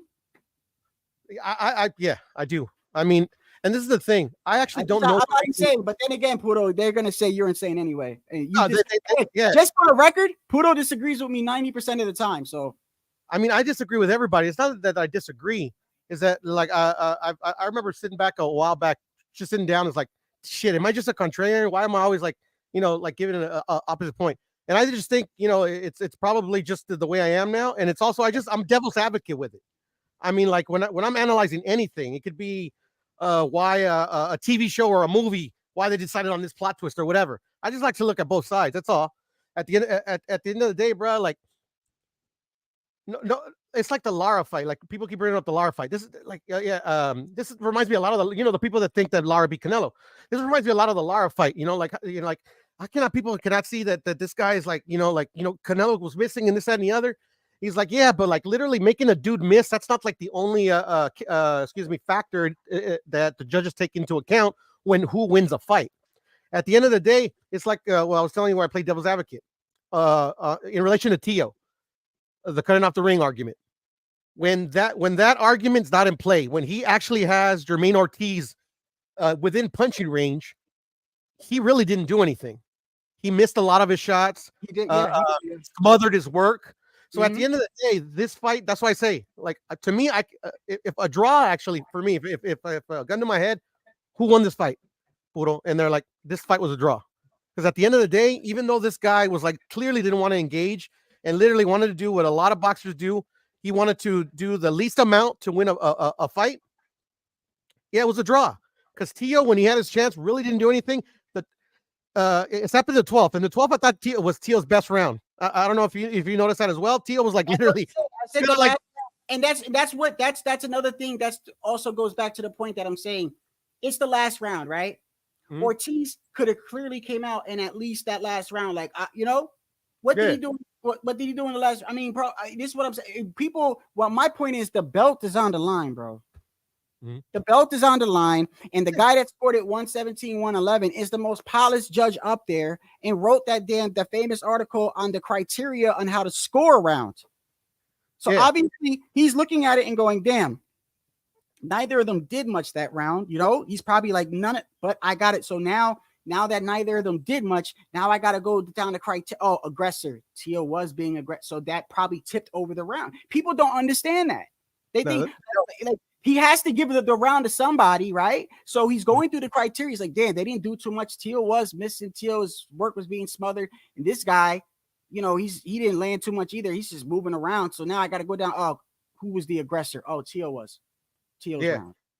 And that's the thing. Like, and then like too, like I think about what you just said. It's like he has to give the round to somebody, and that's not necessarily true. In the rules, 10-10 rounds are perfectly within the rules. But and this comes from a 10-10 round. Like, come on, bro. I know. I'm not saying it's not against the rules. I'm saying a 10-10, 10-10, 10-10, 10-10. That's crazy. Yeah. No, that's why. Let me finish. Because I actually took a couple of courses through the WBC on how to score boxing. At least how they teach judges how to score boxing. So, and it says in the rules, it says 10-10 rounds are allowed in the scoring. It doesn't matter if it's for an eliminator, for an exhibition, or for a championship fight. They matter, but they discourage them from they tell the judges to please try as hard as they can to find a winner in the fight. And if a 10-10 is truly merited, then that's okay. But at the end of the day, like you said, I was literally about to say what you said. If you see a bunch of scores that say 10-10, 10-10, 10, then yeah, I mean the judges, people are going to complain.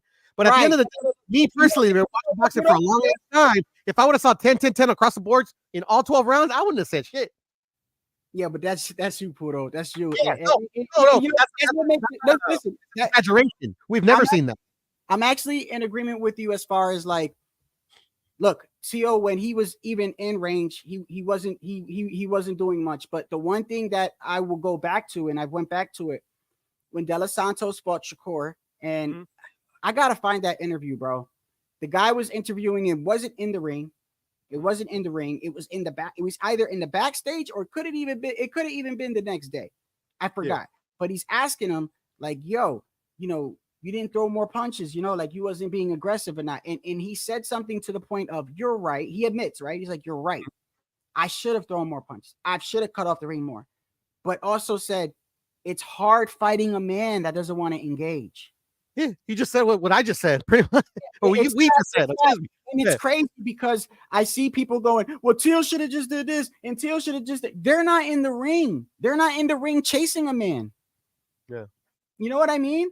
It's like, and on top of that, like, as much as Teal has bad performances at times, every fight he's moving forward and he's trying to engage. It's one of the reasons why if you look at the fighters, and I said this before, the fighters that I like, they all try to engage. Even Chris Colbert, Boots, Virgil Ortiz, Teofimo Lopez, Erickson Lubin, Inoue, all those fighters I just named are fighters that I openly support, and they engage, bro. They engage. They try to fight you. You know what I mean? Because I'm watching a fight. I'm not saying rock'em sock'em robots. I'm not saying you just stand there and you take my punch and I take your punch and just be all stupid with no defense. No. Listen, I love the way Floyd would box, bro. I'm not a Floyd hater. I liked Floyd a lot, bro. I think you said you used to pay his fights to watch him lose. Were you the one that said that? No, I mean, if you trust me, the people in the chat, that most of them are the homies. Floyd's my favorite fighter of my generation. I can't from these dudes for saying that, but he is. I'll kill a motherfucker in a second. All the exhibition shit he's doing now, I hate that shit. Oh, no, I don't. Listen. Let me make it clear. The Floyd, the narcissism and all this other shit, and I criticize him all the time for that. I'm talking about like Pretty Boy, when Pretty Boy Floyd was that version, bro. That's a bad motherfucker, bro. He would stand there in the pocket. He would fight you, and and he had great defense. He'd make you miss, he'd make you pay, and he had no problem engaging with you, bro. And even Money at times stood in the pocket and still would fight you just a little bit less, and he was more defensive or whatever. You know, I'll tell a motherfucker in a second, bro, Floyd was a bad motherfucker. I don't like the whole every time you ask him, how's the weather outside, Floyd? And he goes back to talking about himself and all this other shit. I hate that shit too, bro. I'm not, and all these exhibitions and all the crazy shit he says, I'm not down with that. I'm talking about what the man does in the ring, what he did in the ring. I'm not in agreement with, you know, I think he fought fighters. He was very, very calculated in the fighters that he fought. You know what I mean? And Canelo is similar in a way, which is kind of crazy because they get on Canelo for doing the same shit that I think Floyd was doing. You know, and it's just, you get to the point where you've accomplished enough and you're the face of boxing and you can fight whoever you want to fight. You know what I mean? And it is what it is. But the point is I know that when I see a fight, I let me ask somebody this, like who would y'all rather see? Let me ask that is Devin Haney versus Shakur or Canelo versus Benavidez? Which one y'all want to see? How about you, Puro? Come on, man.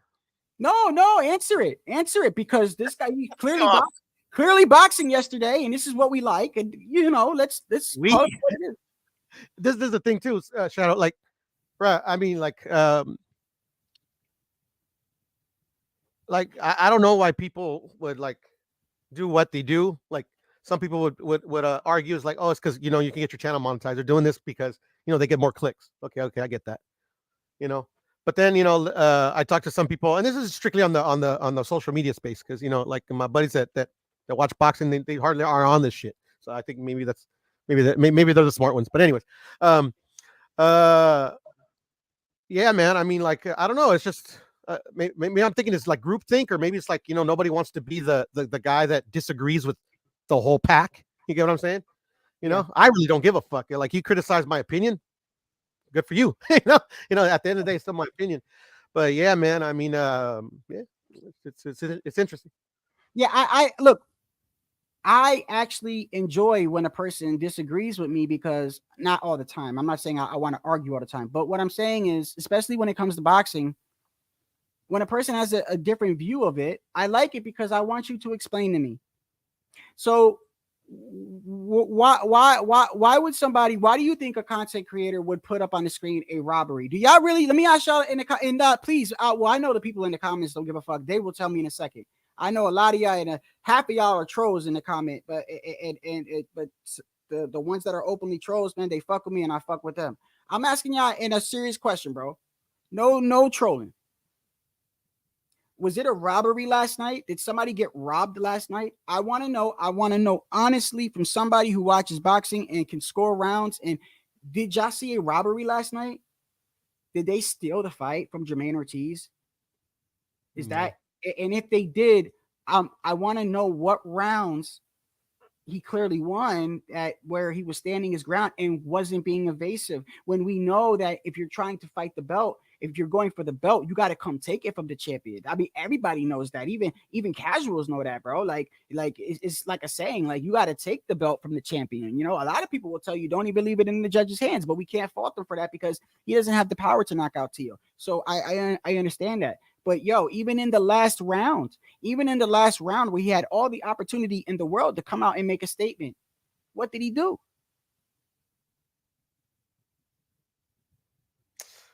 Yeah, man. I mean, yeah, no, but that's not the question, my guy. That's not the question. That's not the question. The question is, did somebody get robbed last night? Yes or no? That's it. Yes or no. And if it's yes,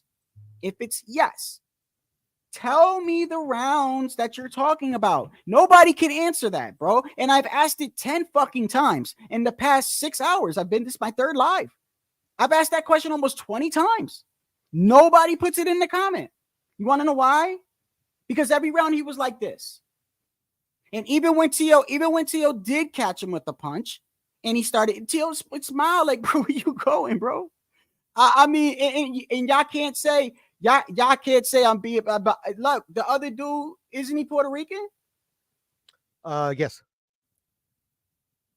I mean, come on, bro. If I was really, I'd be on. If I was on that shit, I'd be on here right now. Like they robbed Jermaine and he did all that. No, bro. Like that's not what I watch. That's not what I want to watch. I'm not. Like I said, I'm gonna go back. I'm not gonna say rock'em sock'em, but damn, bro, I'm trying to see somebody engage, bro. Think about the money. Think about if you had paid money for that. Think about if you had a hotel, you was there for the whole week, and you planned on going to see that fight, and you saw that. I did pay money for that. Shit went free. Well, I'm talking about in person. I know, yeah, but I do that too. I'm trying to understand. Like, look, bro. I mean, one thing you can say about Tio, bro, he needs to work. He needs to work on some things, bro. But Tio is there to fight you, bro. Okay, he's there to fight you. He wants to put on a show. And the same thing. Boots got so much criticism. And when he got that criticism, I was like, okay, yeah, I understand. Boots should have cut the ring off with Karen. He should have. But it's not. But I'm thinking about it like, damn, bro, he's chasing the guy. Like, it's not like, you know what I mean? Like, I think a lot of people don't try to like think about when they're in that person's shoes. Like, it's easy from you to see on a TV and go, oh, okay, Teal should be doing that. You're not the one in his body following a man that's going like this the whole fight. And De Los Santos said the same thing. Looks are deceiving, bro. Like, yeah, I should have thrown more. Yeah, I should have. But it's hard when you're fighting a man that doesn't want to engage. Boots was trying to engage with Karen the whole fight. Yeah. And they gave that one a unanimous decision too. And they got on Boots. Oh, Boots is not that good. Your Boots was trying to knock that man out, bro. Boots was trying to fight that man.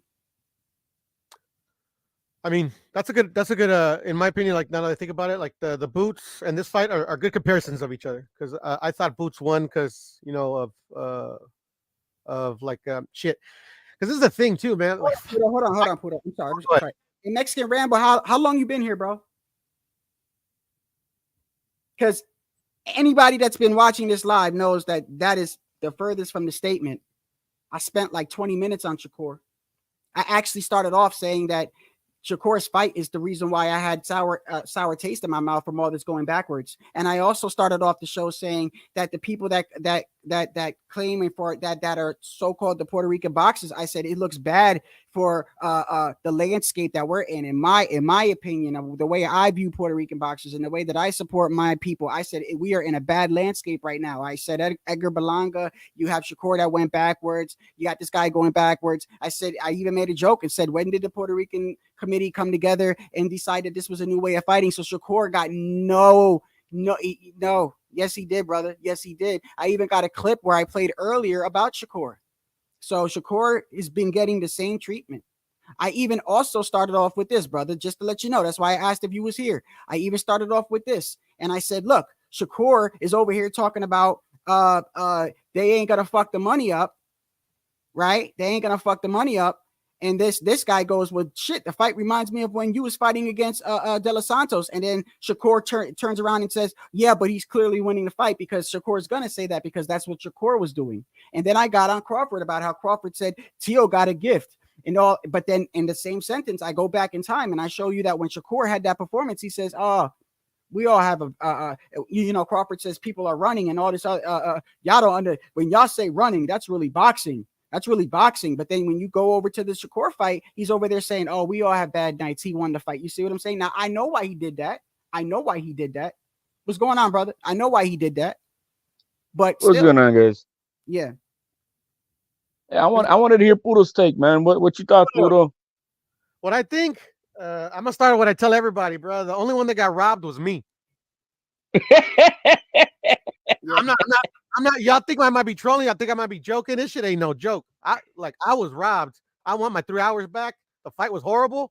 I mean, I already broke it down a little bit with Shadow Ghost about how hard it is to score a fight like that, where there's one guy clearly trying to run for his life. The other guy, he's got, obviously he's the boxer that is good, shown us that he has a skill set, but obviously he's just poorly. He does very poorly against runners, and who wouldn't? But it was a shit show. And then you got all these channels fucking going nuts because they appear that they say that some other guy got robbed, or what they think Well, is you know, boxing. it's a lot of that Tio hate. You know, let's say, I mean, there's truth to that Tio, you know, shows his vulnerability, but this is not movement. This was literally just going in circles. This is that, you know, Canelo did an excellent job cutting off the ring versus Charlo. That fight was a shit show. I mean, even if he did cut there, you're not, you know, the guy, when a fighter's evading, he's evading, right? You know, you're absolutely right, Puro.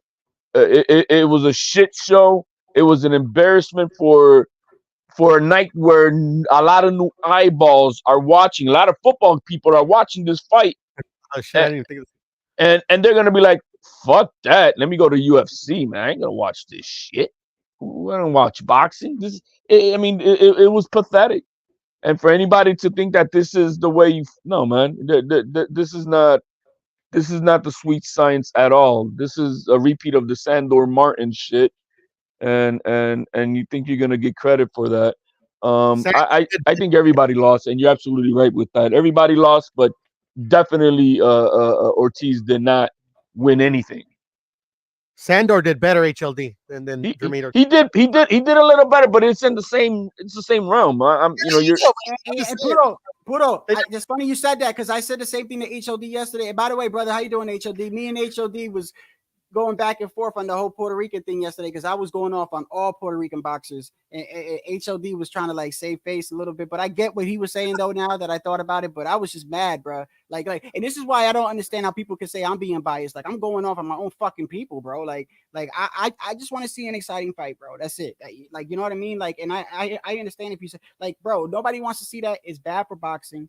It's bad for boxing. That doesn't take away that Tio needs to work on things, and clearly was having difficulty with things that he shouldn't be having difficulty with. But the one thing I can say is that he was trying to engage, he was trying to fight.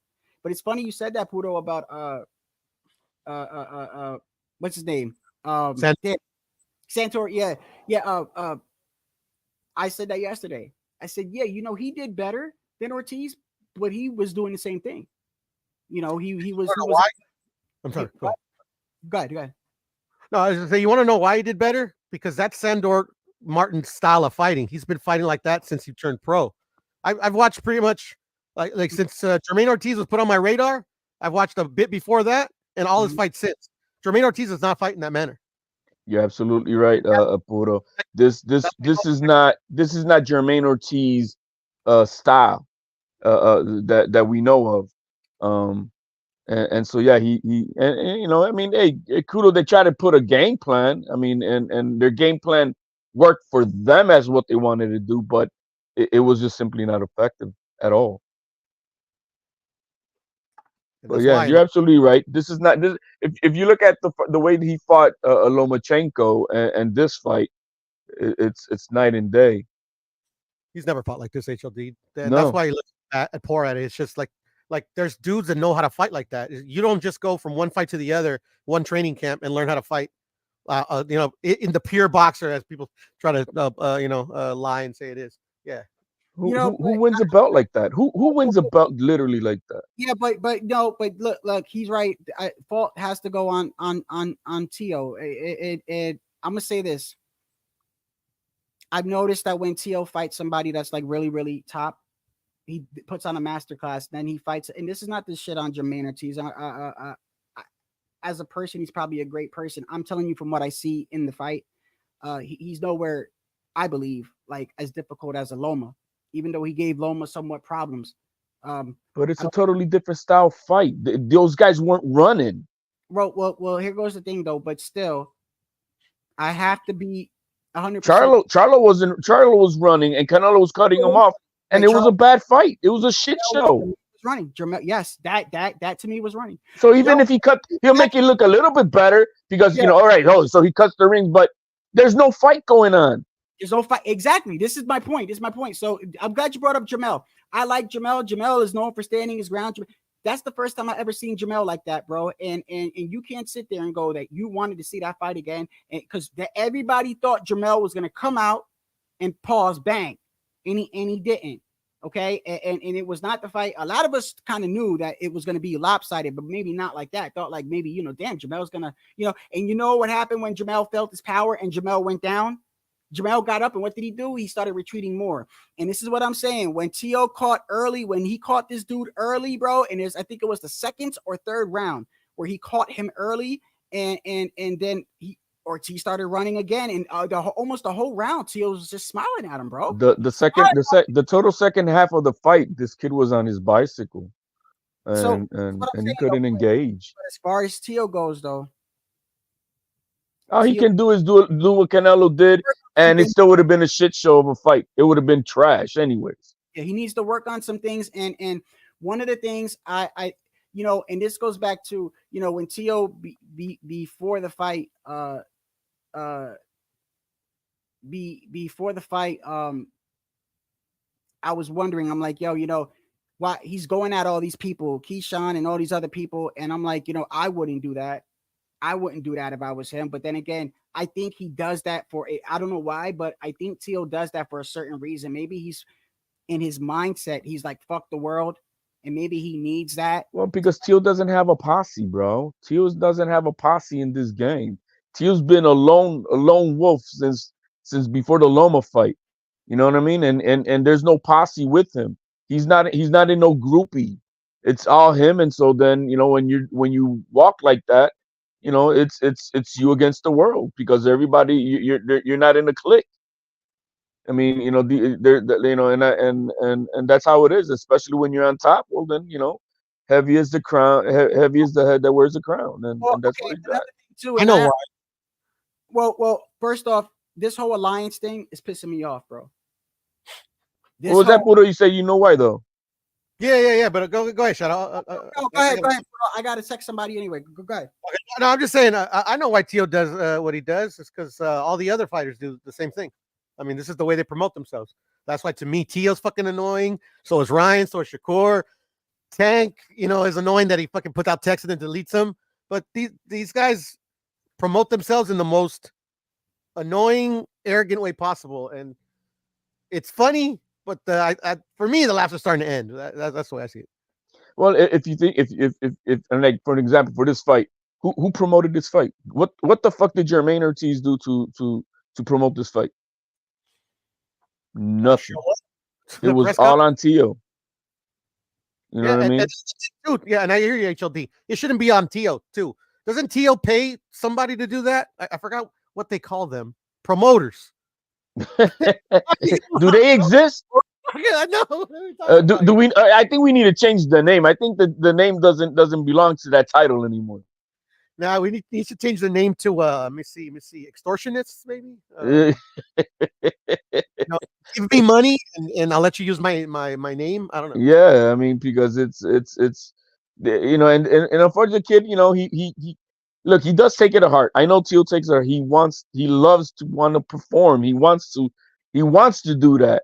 But I think sometimes he doesn't realize that he goes above and beyond, and it gets him into certain criteria where it turns people off. But at the same time, everybody's talking about him. So is any publicity good publicity? I mean, it is what it is. Is it working? I don't know. I mean, they're tuning in. I know a whole bunch of people tuned in yesterday. So I would like to see what the TV ratings were. It's only going to get worse too. This is only going to get worse because not only listen. Anytime we see a fight where a guy is being evasive like that, the whole fight, the whole boxing world, whether you like him or not, we should be like, brother, come on, bro. Like, we're trying to, I keep saying it. It's not rock'em sock'em, bro, but there's a difference between what that man was doing and what people like Floyd or even Meldrick Taylor. There's a difference between what he was doing and what this guy's doing. And what's going to make it even worse is not only do people find it acceptable, right? But now you have these alliances. I've done told y'all that 130, 135, and 140 are interchangeable divisions. Navarrete moved up from 130 to 135. Ortiz moved up from 130 to 140. We got Tank that moved up to 140 to fight Barrios and moved back down. We got Tio and Devin that have moved up. We have Chris Colbert that moved from 130 to to 135 to fight El Rayo. So these are interchangeable divisions, meaning that these guys can fight each other at almost any time. And the crazy thing is now you got these alliances going on. Oh, Keyshawn is my brother. Shakur is my brother. Oh, Richardson Hitchens is my brother. I won't fight him. You got Richardson Hitchens apologizing because he said that Shakur had a bad performance and he should have never said anything. He should have never avoided the question. This is becoming acceptable in boxing, and then it's going to become in a couple years from now. These are good fighters, by the way. So I'm actually giving them props when I say it's going to get to a point where these guys are going to either have a belt or they're going to be in the top 5. And this is what we're going to hear. We're going to hear, well, we want to see you guys unify. I can't. That's my brother. That's what boxing is going to watch. Mark my words. In a couple of years, Keyshawn's going to have a belt, and Richardson Hitchens is going to have a belt. And even though they might be a class apart, they might be in the same weight class or whatever. Shakur is going to have a belt. And what are we going to hear? We're going to hear, that's my brother. That's my brother. I don't want to fight my brother, this and that. And now we're not going to be able to see a division unify because of this whole NATO alliance that they're doing out here. No, they're not going to fight regardless. I mean, but the fact I would like to see. Hold on, HLG, just hold on. And this is why T.O. blatantly went at Rolly to kind of like, look, fuck everybody. I'm just trying to fight or whatever.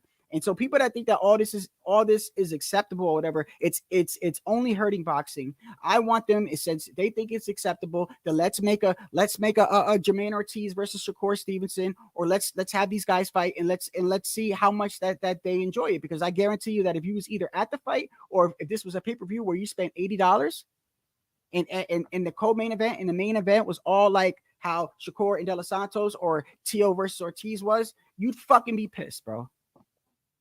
No, absolutely. But I put some blame a little bit on Top Rank.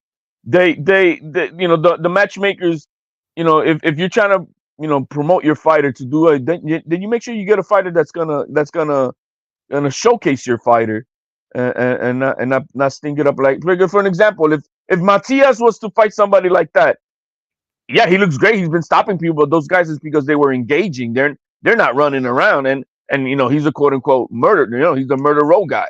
But none of those guys were running. You know what I mean? They were all engaging. So you know, Crawford turning the screws on Tio last night on tweets and shit. But I mean, when has you know saying that it hit and not get hit? But when has Crawford been on his bicycle in a fight, or when has he faced a marathon runner? Never. So you know, I would like to see how they gonna handle it. Would they handle it the same way? Would they be able to do anything different? I highly doubt it. Not at the level that we saw yesterday. I don't know. What do you think, Budo? He's been a runner once, but I mean, like he knocked down the dude a couple times. So I mean, and then you know, I mean, it was what he had to do. It's situational running. It was not all night running.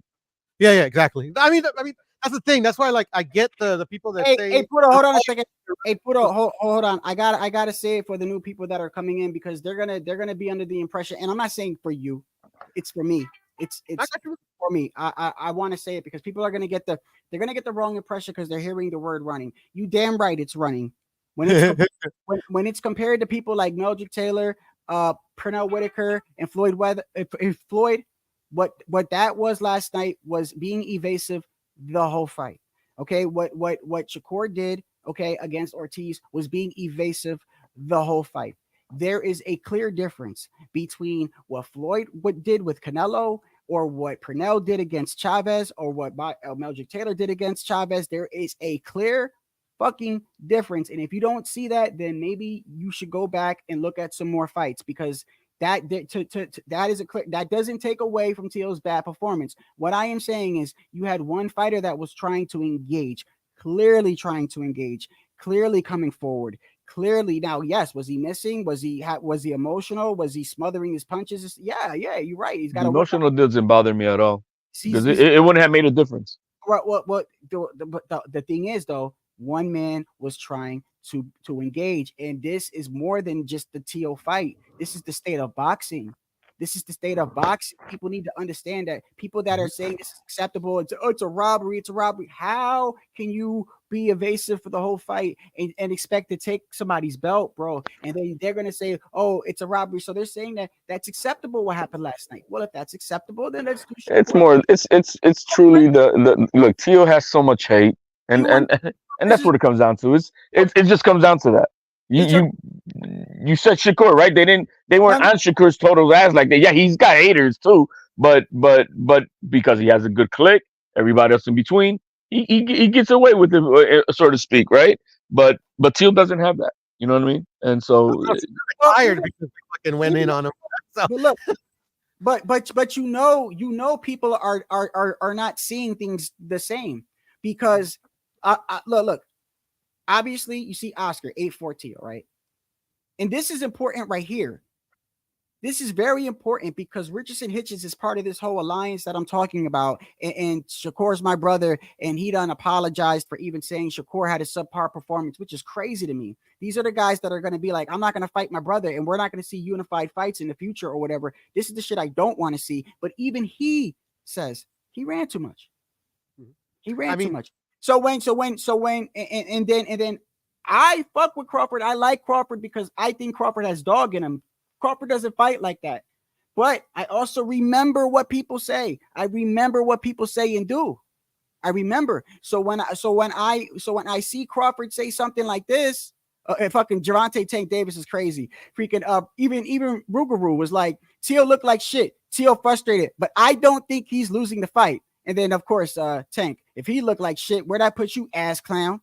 But going over to Tank is fucking nuts. But then you go, but Terrence right here. This is what I mean, and this is no stab at Crawford. Bud is a bad motherfucker.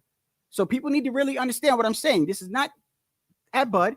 It's at what people say and their actions right here. People got to understand the game is called boxing and not fighting and not get hit. But I guess a lot of y'all don't know what that means because when y'all see a fighter boxing, he is running. But on the same exact night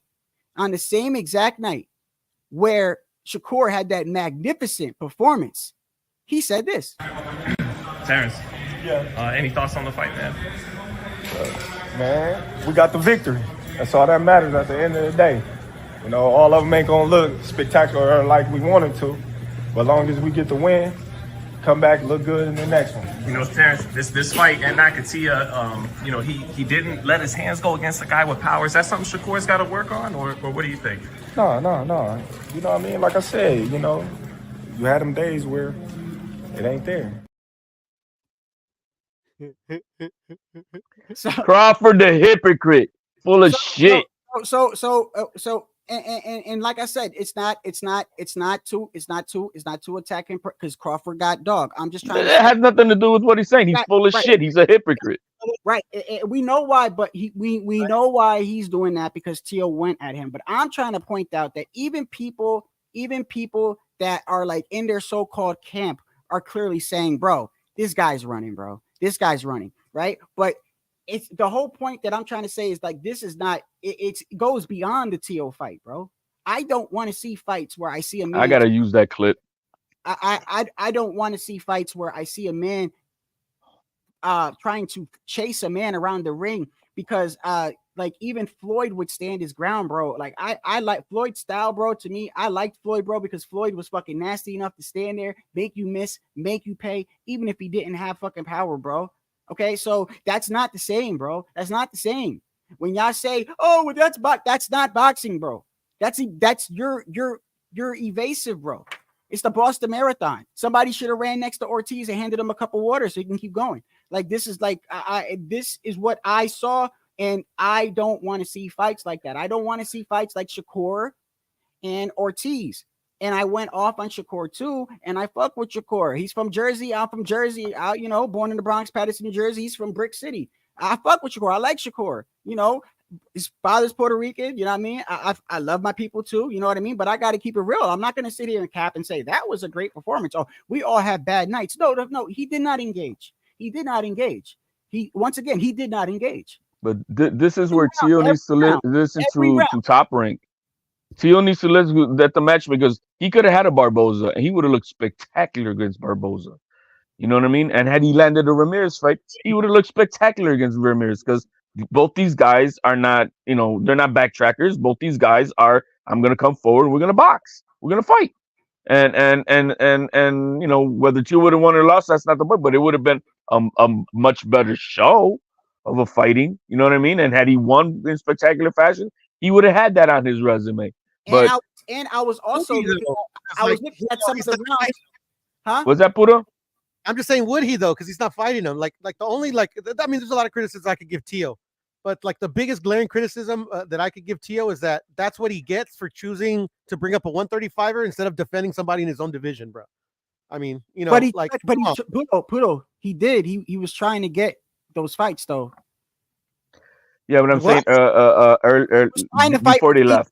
He was trying to fight Ramirez and Matisse. You know what happened prior to the fight. He was trying to fight Ramirez, who was going to stand there and fight. It would have been an offensive fight. And Jose Ramirez did the same thing he did with Regis Prograis. He pulled out right around the time where the fight was even being announced, and so he did the same thing. And then he tried to get. He was talking to Matisse even before. I did a live on this. He was talking to Matisse before he spoke to Ramirez. So people think it's the other way around. Like he was speaking to Matisse afterwards. Yes, he did speak to Matisse afterwards, but he also spoke to him before. Yeah, but Teal denied to want to fight on Heisman night, and he could have had a fight set up for that time where those guys probably were more engaging to want to be available to do it. You know, who would have fought him on Heisman night? Ramirez. Who's Matisse? Yeah, Matias. Oh, Matias. Okay, Matias. Yeah. Okay. So Matias, Matias was injured, so he couldn't fight that guy. I didn't bring up Matias. But go ahead, my bad. I just don't know. No. But he's saying Matias would have fought. I don't. When HOD, you're saying Matias would have fought him, but Matias said, I don't think he was telling the truth about the hand injury, but it is what it is. So you're saying he would have fought him on Heisman night. So let me ask. So Ramirez, why probably. Why did Ramirez or Barboza? So why did Ramirez pull out? If you know their managers, Rick, call him Slick Rick, Majorium, whatever his name is. You know, he's got both those guys, you know, on some goofy shit and how on moving in the business. That's why Ramirez turned down like 2-3 now title fights in a row, because he could have fought Tio, he could have fought Regis Prograis, and he pulled out from those things. But I'm saying Teal was not going to fight for Heisman night, and he could have had a better dance partner for that night. And when things move forward, you know, things are not always fluid with who's available and stuff like that. Ramirez started looking for a better deal, and that's when Top Rank released him. He got a better deal for himself, I guess, with the Oscar De La Hoya. And you know, this is where we're at today. Let me make sure this guy is this Raider. Yo, what's cracking, my boy? How's it going? Oh, what's going on? Okay, wanted to make sure, bro. You know, my bad. I had to make sure it was you, brother. That's all. Yeah, nah, I get it. There's a lot of weirdos out there doing crazy shit. Hey, brother. First off, thank you for coming through, Raider.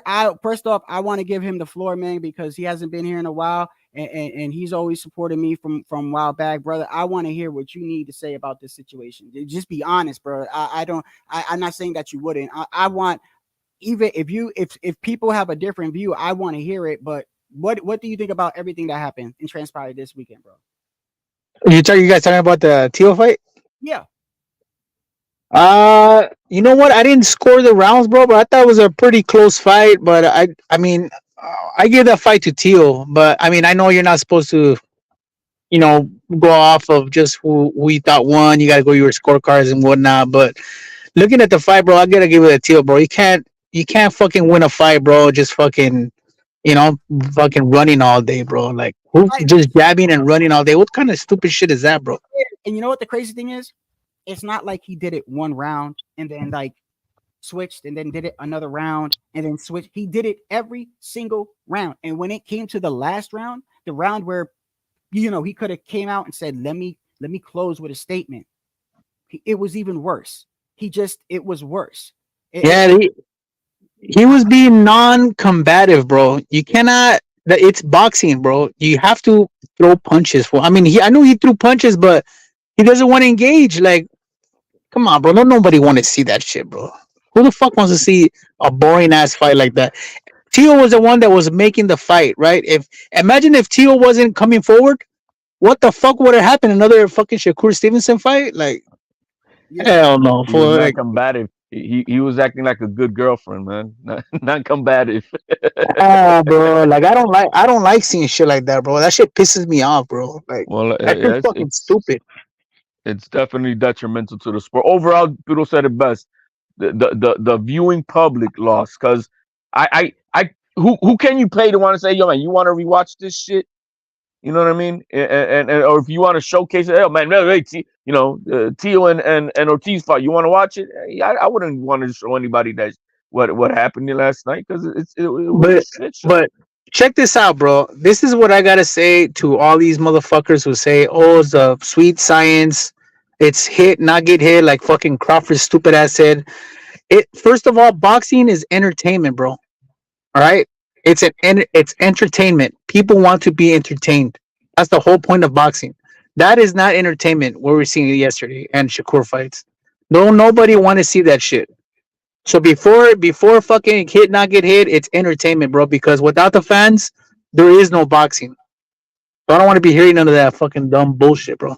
I don't know how you guys feel, but That's it's exactly entertainment, bro. that. Exactly. That's exactly how I feel. And These guys when they say, oh, I did what I got to do to get the win, and like Shakur, and one of his things he calls it finessing. He finessed De La Hoya. I'm like, bro, that finessing shit is you're only thinking about yourself. You got the bag, and I get the win, but fuck the fans. And Raider, I said this, Raider, like, bro, I'm upset with the fact because me and HOD, we had a little disagreement yesterday because I'm like, bro, this makes Puerto Rico look bad. Like, when did we adopt this fucking evasive style, bro? Like, when did the committee come together and say, hey, let's fucking change this to this? Like, that's not, bro, that's not entertainment. That's not a fight. Listen, I'm not saying you got to stand there and go, you hit me, I hit you. This ain't the fucking slap competition from the UFC or whatever you call it. I understand that, bro. It's hit and not get hit. It is a clear. When I say clear, I mean crystal clear difference between what Floyd, Purnell, or somebody like Meldrick Taylor did than what we saw with Shakur and this guy last night. It's clear fucking difference. But Puro said it best. This was their game plan, and he doesn't fight that way. This is not the Ortiz that made us say, "Damn, man, he gave Loma a run for his money." This was not the same. This is not the Ortiz that we saw yesterday. So this was just, hey, let's try to survive this fight and try to win off the back foot as much possible, and that's that. Not get knocked out. That was their game plan. And so, but this is not, I mean, Puro said it best. This is not the way Ortiz fights. This is not the Ortiz that made me say, yo, this kid is skillful, man. This kid is, and he's got some dog in him, all right? Let me see. Had he fought like he did that with Lomachenko, we would have had a better fight. Who knows? Maybe he could have won the fight trying to fight Tio. We don't know that. It makes you Rambo. No, Floyd would, okay, let me give an example. The Floyd and Canelo fight. Floyd, and what Floyd did in that fight is not the same that what Ortiz did, bro. And the link is there, brother. Listen, I ain't gonna, you could keep it. Look, usually people that I feel like, are trying to be a little certain way, I tell you to cam up. You don't got to cam up. The link is there. I would like you to explain to me how you win a fight on your back foot, and explain to me how it's the same what this guy was doing and what you sound like you saying that because you don't like Floyd. Take your personal feelings aside.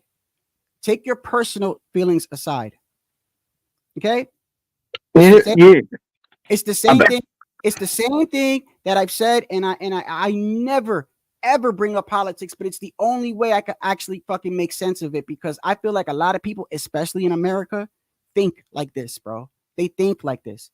They take their personal feelings for what they feel about the individual and overlook the whole point. I don't care who is running the government as long as gas isn't $5 a gallon and my fucking food bill isn't tripled. I don't care whether he's racist or likes it, you know what I mean? But people would rather see the country burn down to keep a man out and put somebody in that's fucking. So translate that to boxing. I want to see a fight where people are engaging. Okay, I don't want to see a fight where a guy is chasing a man all the rounds. Floyd would stand at times and make you miss and do pull counters and uppercuts and fight you, bruh. This guy was like this the whole fight. You can't name one round where he stopped for a bit and was leaving in the center of the ring and was like, at least like, let me try to no, it was a constant this. Floyd did not do yes, Floyd went like this, but Floyd would at times engage with you. He would stand, he would trade with you. He would make it a point to win the rounds it's hard to. A judge is looking at this, and a judge is like, all I see is a man going like this. Yeah, he's landing something, but then he's quickly out the way. Shakur was doing the same thing. It was like playing tag. It's just funny. Ortiz said, "Oh, I'm gonna knock him out. What's the strategy to knock him out? I'm gonna run." I got a question for Raider. You there, Raider? You. Hey, did you feel the little earthquake? Because I felt like a little earthquake like 30 minutes ago. Where y'all at? Nah, I just got a grip of text. Yeah, I didn't feel it, bro. I was driving, bro. I didn't feel it. I was Cali. Oh, you guys are in Cali? Yeah. They had an earthquake? Yeah. No, it was in Thousand Oaks. Yeah, I saw the shaking shit. I'm like, hey, shit, guys. I think it just went through an earthquake when you guys were talking. Oh, damn. You felt it? Yeah. I saw the TV and my monitor like fucking. When? 30 minutes ago or like 10 minutes ago? Como media hora. Yo digo como media hora. I don't know, but I could be losing track of time a little bit. But maybe it was 10 minutes ago. But like literally. Yeah, no, I wasn't on here yet. I already had passed. You weren't. That's why I just asked you. That's why I asked Yeah, you want to. Oh, yeah. Be attentive, my guys. It normally starts with a little one, right? And then and it could lead up to a bigger one. Yeah, I just thought of my daughter. I was like, fuck, okay, these guys hear me like, fuck, see you guys later. No, bro, absolutely. I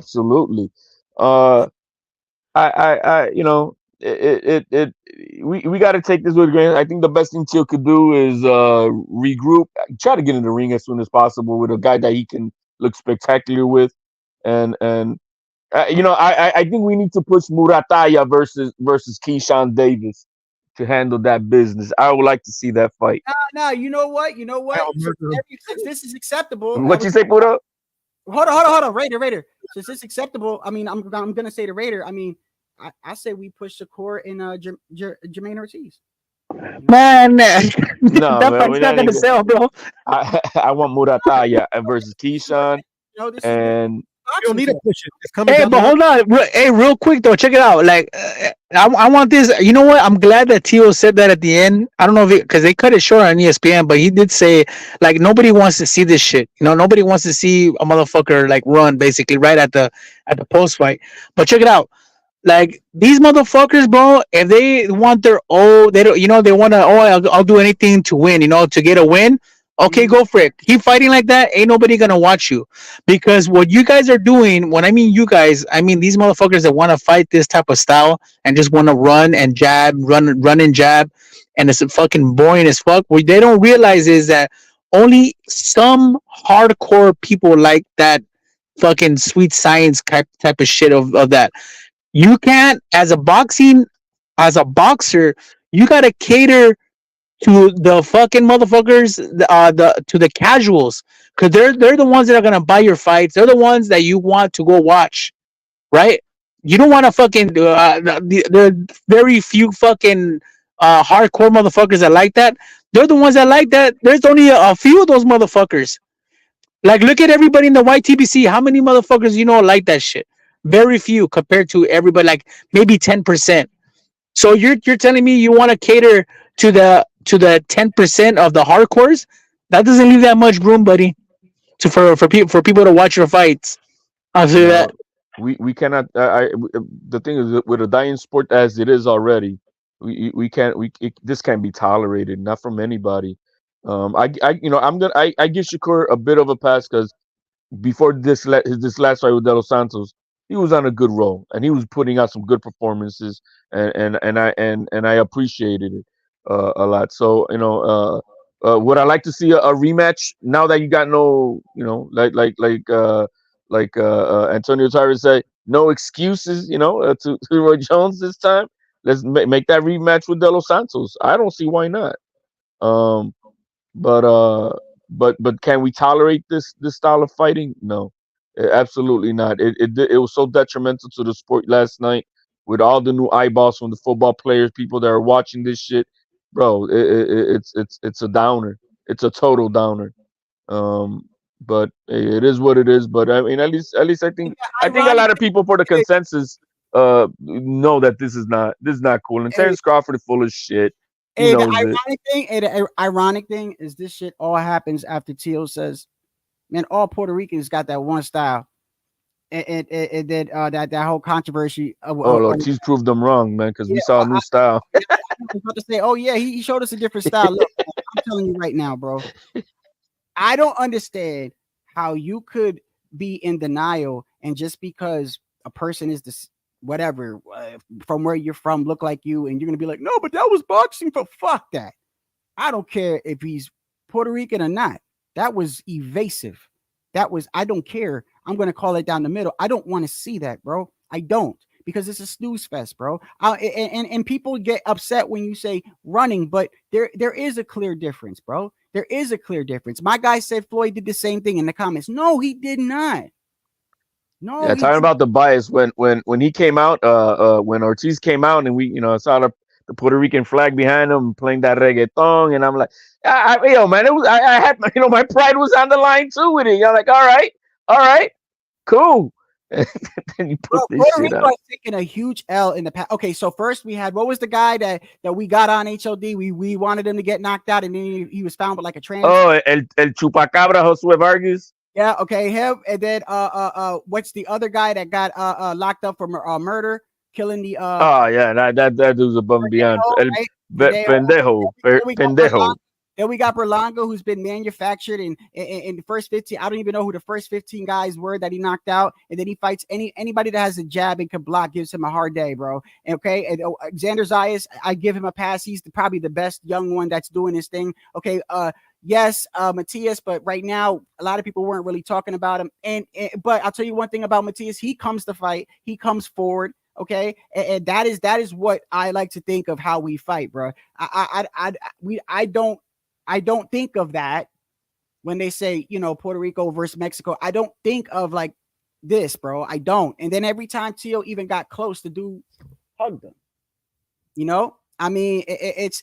I mean, Yeah, it's nothing reminiscent of Cotto, Trinidad, even Camacho, who was an evasive type of, not evasive. He was a slick style boxer. He made you pay. Especially in his prime. Everybody pretty much of this generation that has watched Camacho has watched Tio Camacho. But if you watch Camacho, the 82 to 89 Camacho, bro, that guy was a phenom. And there was some fights where Camacho did it too. Later in his age, bro. In the mid 90s, he was washed. Yeah, he fought Trinidad. He was on his bicycle when he was a washed fighter, bro, by that time. He was, like I said, Camacho's prime was from like 82 to 89. That was his prime. And but anybody just go watch his fights. But what we saw last night, I mean, we are at least I think a lot of people see what it was. A lot of the pro boxers out there has also you cannot win a title like that. I'm not saying that you got to put a total beat down, but you got to take it from the champion. Teal doesn't have nothing to prove. You do, motherfucker.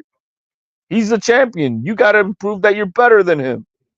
And they think that this is like I'm just gonna do a video game code plan and just repeat the same thing over and over. And obviously that we got what we got yesterday, but I'm glad. I think overall consensus, we all know that we can say, yeah, I like to see Teal improve on some things. Absolutely. Oh yeah, he definitely has to. Yeah. You know what I What mean? about Rubasi? Is Rubasi Puerto Rican or Cuban? No, he's Cuban. Oh, he's Cuban. But guess what? That was Ortiz's trainer for this fight. Was the Cuban trainer. So hey, and that's that in the comments. Somebody said that in the comments, like that's why maybe he was fighting like that. Right. Well, I mean, because that was the game plan. Because they're like, no, we can't go to toe to toe with Tio. Maybe they thought they couldn't. Who knows? That's the thing. That's what Tio's talking shit about Shakur about. Yo, man, you're afraid of power, man. You get touched up and you're afraid if you can handle it or not. So and you don't want to deal with it. And he had said it out of his own mouth. So I mean, it's I think that's what these guys are afraid of. They don't want to be a highlight reel. Robesi doesn't fight that way. So I mean, Frank Sanchez don't fight that way. Heavyweight. Rigondeaux does. I brought him up too. What was the fight where Rigondeaux was going on his back foot the whole time? Casimiro, was it? Yeah. Single one. Oh my God, that was one of the most boringest fights. That one and the Shakur De Los Santos fights, bro. Are my look. I'm glad top you two, said bro. that. Raider, thank you. You know what's so crazy? We don't even have to really go crazy proving what we're saying is right. People remember. They remember. You ask somebody, what was that Rigondeaux fight? They're like, oh my goodness, I remember that shit. That was painful. We remember how bad it was. That because was painful. expecting action as fans, bro. I'm telling you, years from now, they're gonna be like, what was that Shakur fight? Oh, I remember that one. Because nobody wants to see that, bro. But Shadow, what do you expect them to do? Just stand there and yeah, come hit me. What do you expect them to do? Oh yeah, right, yeah. That's what they're gonna say. Yeah, what do you want them to do? You want to stand there and say, hit me back? Yeah, bro. You know what we're saying when we're saying running, bro. You know what we're saying, okay? Yeah, they try to act stupid, like, oh, if they're boxing, you're gonna say they're running. What do you want them to just stand there and hit you? No, not rock 'em, sock 'em, bro. You could stand there and make them miss, but you can also make him pay. You can make him pay. How about that? How about you stand your ground like a fucking fighter and fight and stand your ground and you know, somewhat be aggressive, bro. Don't let a dude like have you like this all fight, bro. I mean, even when Floyd was doing that, Floyd would stay at times in a pocket and make you miss, catch you with a couple of shots, and then get the fuck out. He wasn't constantly. But that's what I mean. This is where people are getting this. Floyd did the same thing. No, Floyd would stop at times. Okay, Pernell Sweepy would stop at times. Meldrick Taylor would stop at times. Go look at this fight, the Shakur fight and this fight. They were constantly evasive, bruh. That doesn't take away The hit and not get hit. That term was used a lot by Roy Jones Jr. You know that, but then you look at how he fought, right? That's what he means to hit not get hit. But it wasn't he running around. You know what I mean? And so you know, this new generation is taking it to another level, using it as a cheat code, and think that, you know, like Shakur said, to finesse. And no, bro, that's not acceptable. But I think overall the consensus, everybody knows this is not something that's good for boxing. And robbery and all that, you just got some teal hate, and that's the only reason you're saying it. I mean, Crawford right there, you showed it in the clip how much of a fucking hypocrite he is when Shakur did the same thing. But hey, you notice Shakur just trying to say just dumb shit just to be in the limelight, you know, just to be in the spotlight, because you know his contract's over, and that fucking stupid bullshit fight he did, ain't nobody gonna want to sign him. He's gonna stay with Top Rank, I bet you, bro. Hey, yo, Raider, I gotta show you because I don't know if he was here. How long ago did you come here? Probably like maybe 10 minutes. Oh man, I gotta show you. Look, let me show you what I started off with, bro. I started off the live with this. This is why sometimes I tell people to go back when they come in here. They're like, they ask things, and I'm like, yeah, I already went over it. Maybe you know what I'm gonna start doing? Maybe I should wait. You know what I mean? HLD or Pudo, like when I start the live, like the major talking points, maybe I should wait like about a half an hour, I guess. You know what I mean? Because maybe when I say it too early, not a lot of people are here. It doesn't matter. But anyway, when I started, I said, yo, this shit is hilarious, bro.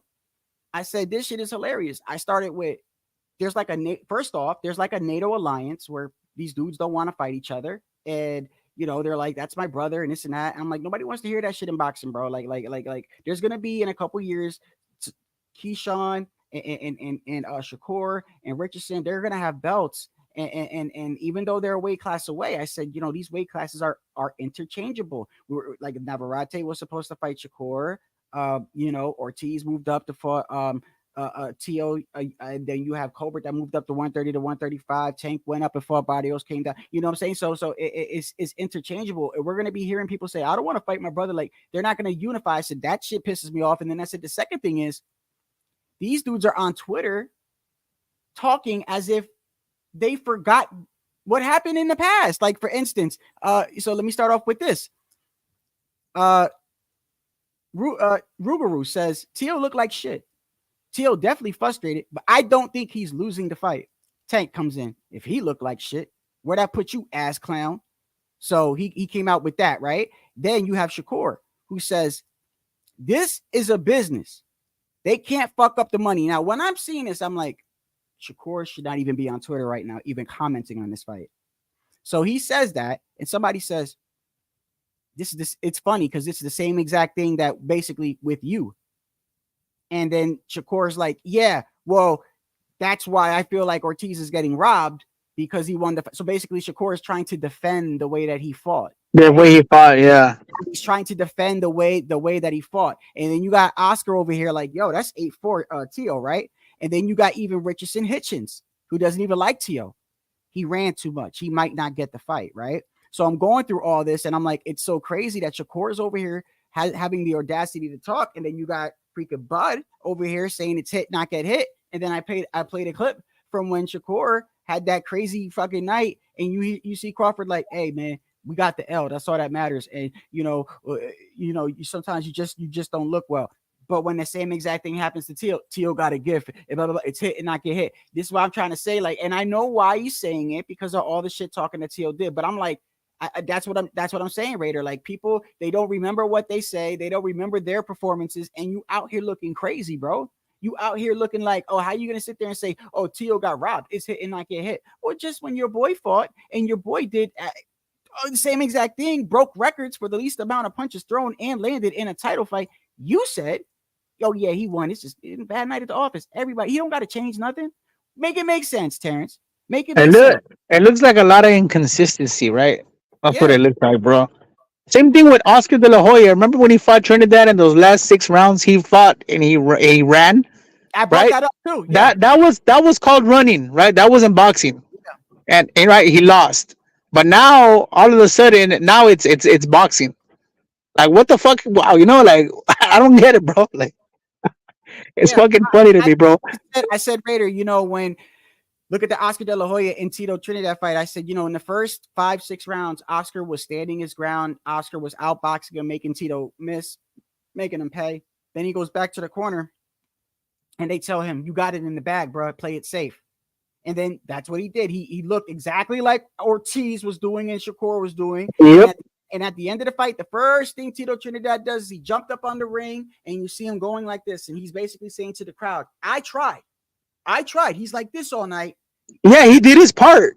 Right. You remember when he did his part. Yeah. He's like, I tried. He's like this. He's sick with his glove. He's like, he went like this all fight. Let me see if I can find it for y'all. He's like this. I went like this. Like, what you want me to do? But you tripping on this, bro. I'm thinking like back in the days, the men were men, bro. I don't know what's going on these days. He's saying, I want to fight. I'm a man. I want to fight.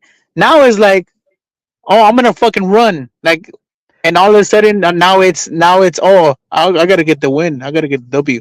Like, you know why Terrence Crawford is saying that? Oh, but hit and I get hit because that's the way he's gonna have to fight Canelo if he fights Canelo. Yeah, he's gonna get knocked out. Right, exactly. And my thing is, I gotta ask him, hey, man, so you're telling me if you fight Tio, you're gonna fight the same way, bro? You're gonna be on your bicycle, man?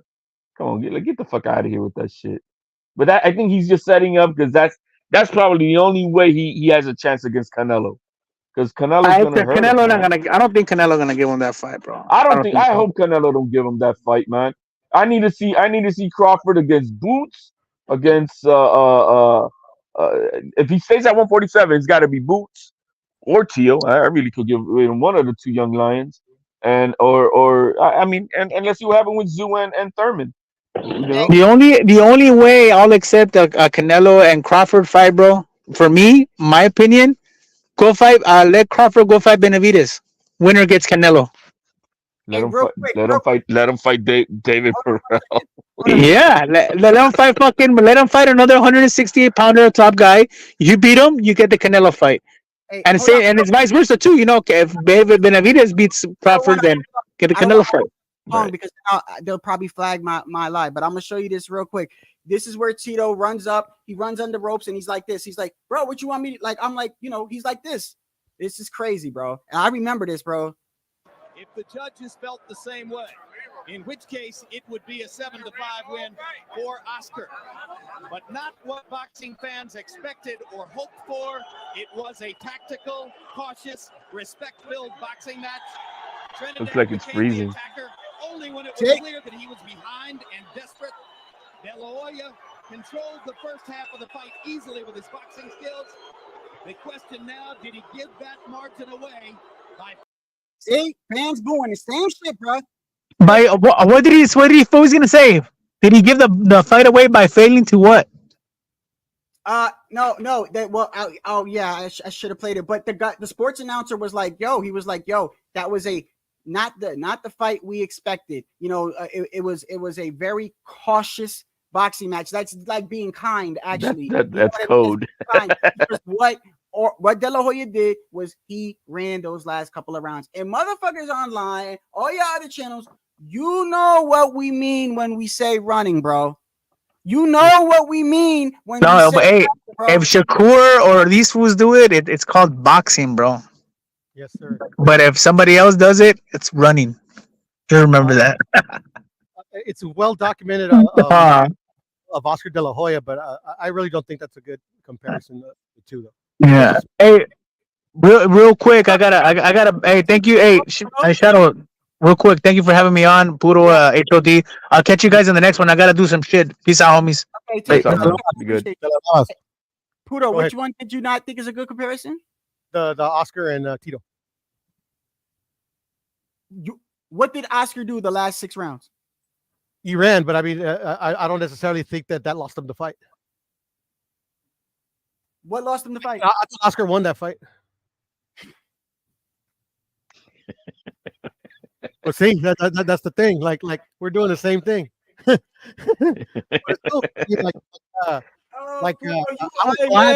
fuck with you, Pudo. I fuck with you, bro. I do. I know a lot of people don't like you. I know a lot of people probably they don't like what you say and they think you troll it, but you be getting me. You at least make me laugh sometimes, bro. I mean, I'm genuinely liked, I think, but I mean, I'm just saying, bro, you cannot take a belt or win a championship match on your back foot. I don't think it's ever happened, bro. I don't think it's ever happened in history. Can anybody go back in time and find a fight where you saw a belt is on the line and you saw a guy doing what Shakur was doing and what Ortiz was doing yesterday, and they gave the fight to the guy? Can anybody? I mean, but they sure damn argue for it ever since. Shit, I've been watching boxing. Well, it is not fair comparison. I will say this. It's not a fair comparison. But Oscar De La Hoya, Oscar fought the first half of that fight. He did. He stood his ground. He was making Tito miss. He was making him pay. Mm-hmm. But the second half, he did. He was on his, So it is a bad comparison because Shakur and Ortiz did that the whole fight. Exactly. That's exactly the only thing I'm pointing out because I'm an Oscar hater. I hate Oscar. I don't hate him. Obviously, hate is a strong word. I don't like Oscar. I will never like Oscar. Fuck fishnets. I just want to make that clear. No, but I mean, you're talking about Oscar's antics. We're not talking about Oscar the fighter, right? No, no. I respect him a whole lot. I just, exactly. Oscar the antics, Oscar the promoter antics versus Oscar the fighter. The fighter, anything about Oscar the fighter, Yeah, the fight. I mean, so I hey, I think it's a clear consensus. I think all you have out there is just true hate, or because their favorite fighters like that. If you're a Devin Haney fan, you're gonna be saying, "Oh yeah, that's sweet science and all that shit." Even though Devin Haney was engaged with Loma, right? And that I'm not gonna say I don't think he won the fight, but he was engaged, in that fight. He tried to win. He actually tried to win. Right. So I would respect that. But what we saw last night, no, and so I think just what you got out there right now is just clear biases, because their favorite fighters like that, or the hate for Tio. I mean, the hate for Tio is just massive. I mean, he had the quarter of the year, right, Puro? Suck a dick, no homo, Rosa Parks. Jesus is real. Yeah, hey, and this is why I say, a lot of the stuff that it is warranted because Tio does it to himself, and and just who he is, bro. It's part of the reason why I like him, because he doesn't give a fuck and he comes forward and he tries to fight. And what's crazy is I pointed out also earlier was I kind of like he really went at Keyshawn Davis, bro, and Keyshawn Davis was like, at first was like, why? Like, I never called you out. Like, I never did anything. And Tio was like, fuck that, bro. Like, and then like, so he does things like that. And I noticed he does it like around fight time, but he even did it to Rolly. Like he said, he said, fuck Rolly. You know what I mean? Like making it clear, like there is no friends in this shit. And he's right. There is no friends in this shit, bro. And I don't know, bro, but I like to see, I just hope I don't see more like that, bro. To me, the best thing of the night when it comes to Teal night is because I believe in in family unit, and that I saw that he was with his wife, and She was there. yeah, she was in the locker room taking pictures with him, with the Okay. baby, and or with with his toddler, and I think that was the best thing that I saw last night because And I that's do why respect HOD. the That's holy why Messiah. HOD. I don't want to talk. I know yesterday you made a comment. You said that maybe he should change trainers, and I'm not against bringing somebody in. I just don't know, like taking senior out. You know, I don't. I don't. It's senior. Look, senior needs to be his motivation guy in the corner. But he's outclassed. I think he's outclassed. I think he's gotten to where Tio's at, but I think it's time for Tio to have another voice of reason, a voice of wisdom, because Tio's everywhere mentally. With I mean, He he's is. I mean, awkward.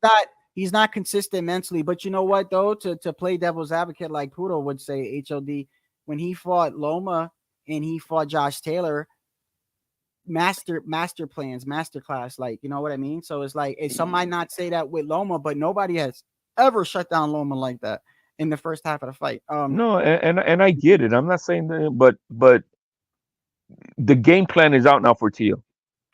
Yeah, that's The so does he prepare his son that? But now the game plan for Tio, what you're gonna do about that, bro? Because this is how everybody's gonna fight you, bro. They're gonna be on want their bicycle and just Tio can't cut me down and let me just.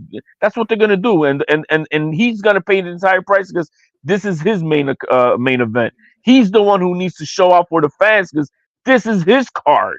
You know what I mean? And so he has that pressure on himself too, and he wants to, and then he over puts it on himself because he really, really wants to entertain and be spectacular.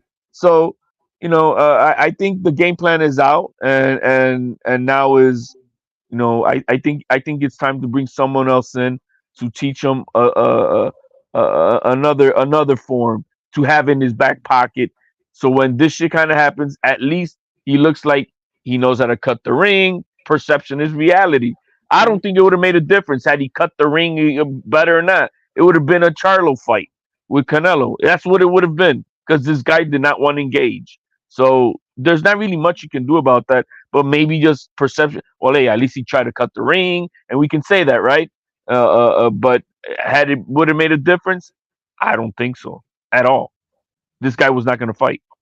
I'm with HLD. He needs a new trainer, and to me, I think it's obvious that Tio Senior's not going anywhere. That's his dad. He just needs somebody else with a bit more experience. That's all. Because obviously, like he got him there. He got him to where Tio is at. No doubt, no doubt. I think the perfect guy, and he's in Vegas. I think I said it yesterday. I don't know but I think Salas would be good for Tio. Yeah. There's a lot of experience. When it comes to trainers, it's all about how you mesh.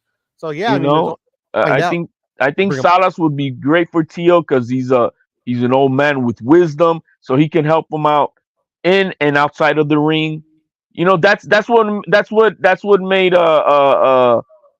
like Mike Tyson's trainer good. That he was, he molded his mind, and Tio needs someone to help mold his mind so that when shit happens like that at the end of the fight, he doesn't go off the rails. You know what I mean? Hey, real quick before I get out of here, man. And look, I appreciate y'all for coming through. This is like my third time in like the last 24 hours. But I wanted to say, Poodle laughs. I wanted to say, I heard, did I hear you guys correctly when you guys said you think Crawford's going to do the same thing against Canelo? I don't think he is. He got no choice. He'll get knocked the fuck out. Crawford can't hurt Canelo. No, I'm not saying you can. Pudo, do you think Crawford's going to do like Jamel once he feels power? I don't see him doing that. No, he won't. He's just going to get knocked the fuck out. I'm just saying that since he said is hit and not get hit, does that mean he's going to do that same type of style versus Canelo? He ain't going to do that. He's going to dog it out. It's either, kill or be killed. Yeah. And that's what's going to happen, in my opinion. This is what I have to say about that, Shadow. When it comes to the what's his name? The guy he just fought, fuck, I can't believe. Jermell? Jermell. To me, he fought the fight he was supposed to fight to give himself the best chance to win. But unfortunately, like the defensive strategy was what I would have went with, or not even call it defensive strategy, but the motive, the mode that he tried to employ was the right to do it, but he didn't do what else was required of him to be Canelo, was to let his hands go and to land. Like, yeah, to stand in front of Canelo and trade with him is not a good idea. But also, if you want to like use that method of him, using the entire ring, you have to do that. You have to be effective in doing that. So at the end of the day, if because of the size disparity between Terence Crawford and Canelo, if he does that, like the odds are not in his favor that he's going to win the fight. But I haven't seen. I've never. I'm just saying. Do you think he'll end up fighting like that, or do you think he'll just try to dog it out? If he wants to make it to the 12th, he'll end up fighting like that. If he wants to win, we're going to see him fighting like that, but do what the other guys couldn't, and actually be effective with it. That at the end of the day, the size disparity, like literally, who knows? This is three weight divisions. Yeah, and this it is, bro. It's a dude that is some regular dude. This is against like one of the best in the sport. Like Canelo sees every style.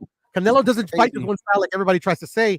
Like people forget about the Danny Jacobs fight where he literally fought like people want, like the real actual boxing. Fought defensively, but made him pay when he needed to. That fight was still close because Danny Jacobs was being effective in his own way, but still it was a clear Canelo victory. But that's the difference between fighters that know how to actually box and fighters that just like go by what people think is supposed to be the way of the box. So I could totally see Crawford running for his life, but he's not going to win. If he goes in there to win, he's going to try. He's going to come in with a game. I'm not going to know. I don't know how he's going to come in because it's going to be a tough proposition because of the difference in weight. Like Crawford has been knocking out motherfuckers because like literally one, he lands on them, and two, he's got the power like that. If he has the power like that, which is versus Canelo, and you see Canelo doing something that you never seen him do something before, then you can probably be like, oh shit, we're about to see something. But if you see this exact same things that you've seen in any other Canelo fight, other than like the Bivol or the Floyd fights, it's gonna be the same thing. Yeah, because I mean, man, Canelo has eaten Triple G's punches flush for breakfast. And it didn't move him. So what is Crawford going to do? There's nothing Crawford can do. Crawford does not hit harder than Triple G. Well, it remains to be seen though. But I think that Crawford, I don't think Crawford would do. I think Crawford would stand there and fight. I mean, that's one thing I'm going to give him. He'll go out on his shield. I think that's what'll happen. Listen, bro, I appreciate y'all, man. It's almost 3 hours, man. I appreciate y'all, man. Absolutely, man. Thank you for having me on, Shadow. Oh, no problem. Thanks. Puro, hermanito. Hey, Chaldi, I don't know. You have a great day. I'm out, bro. Later, fella.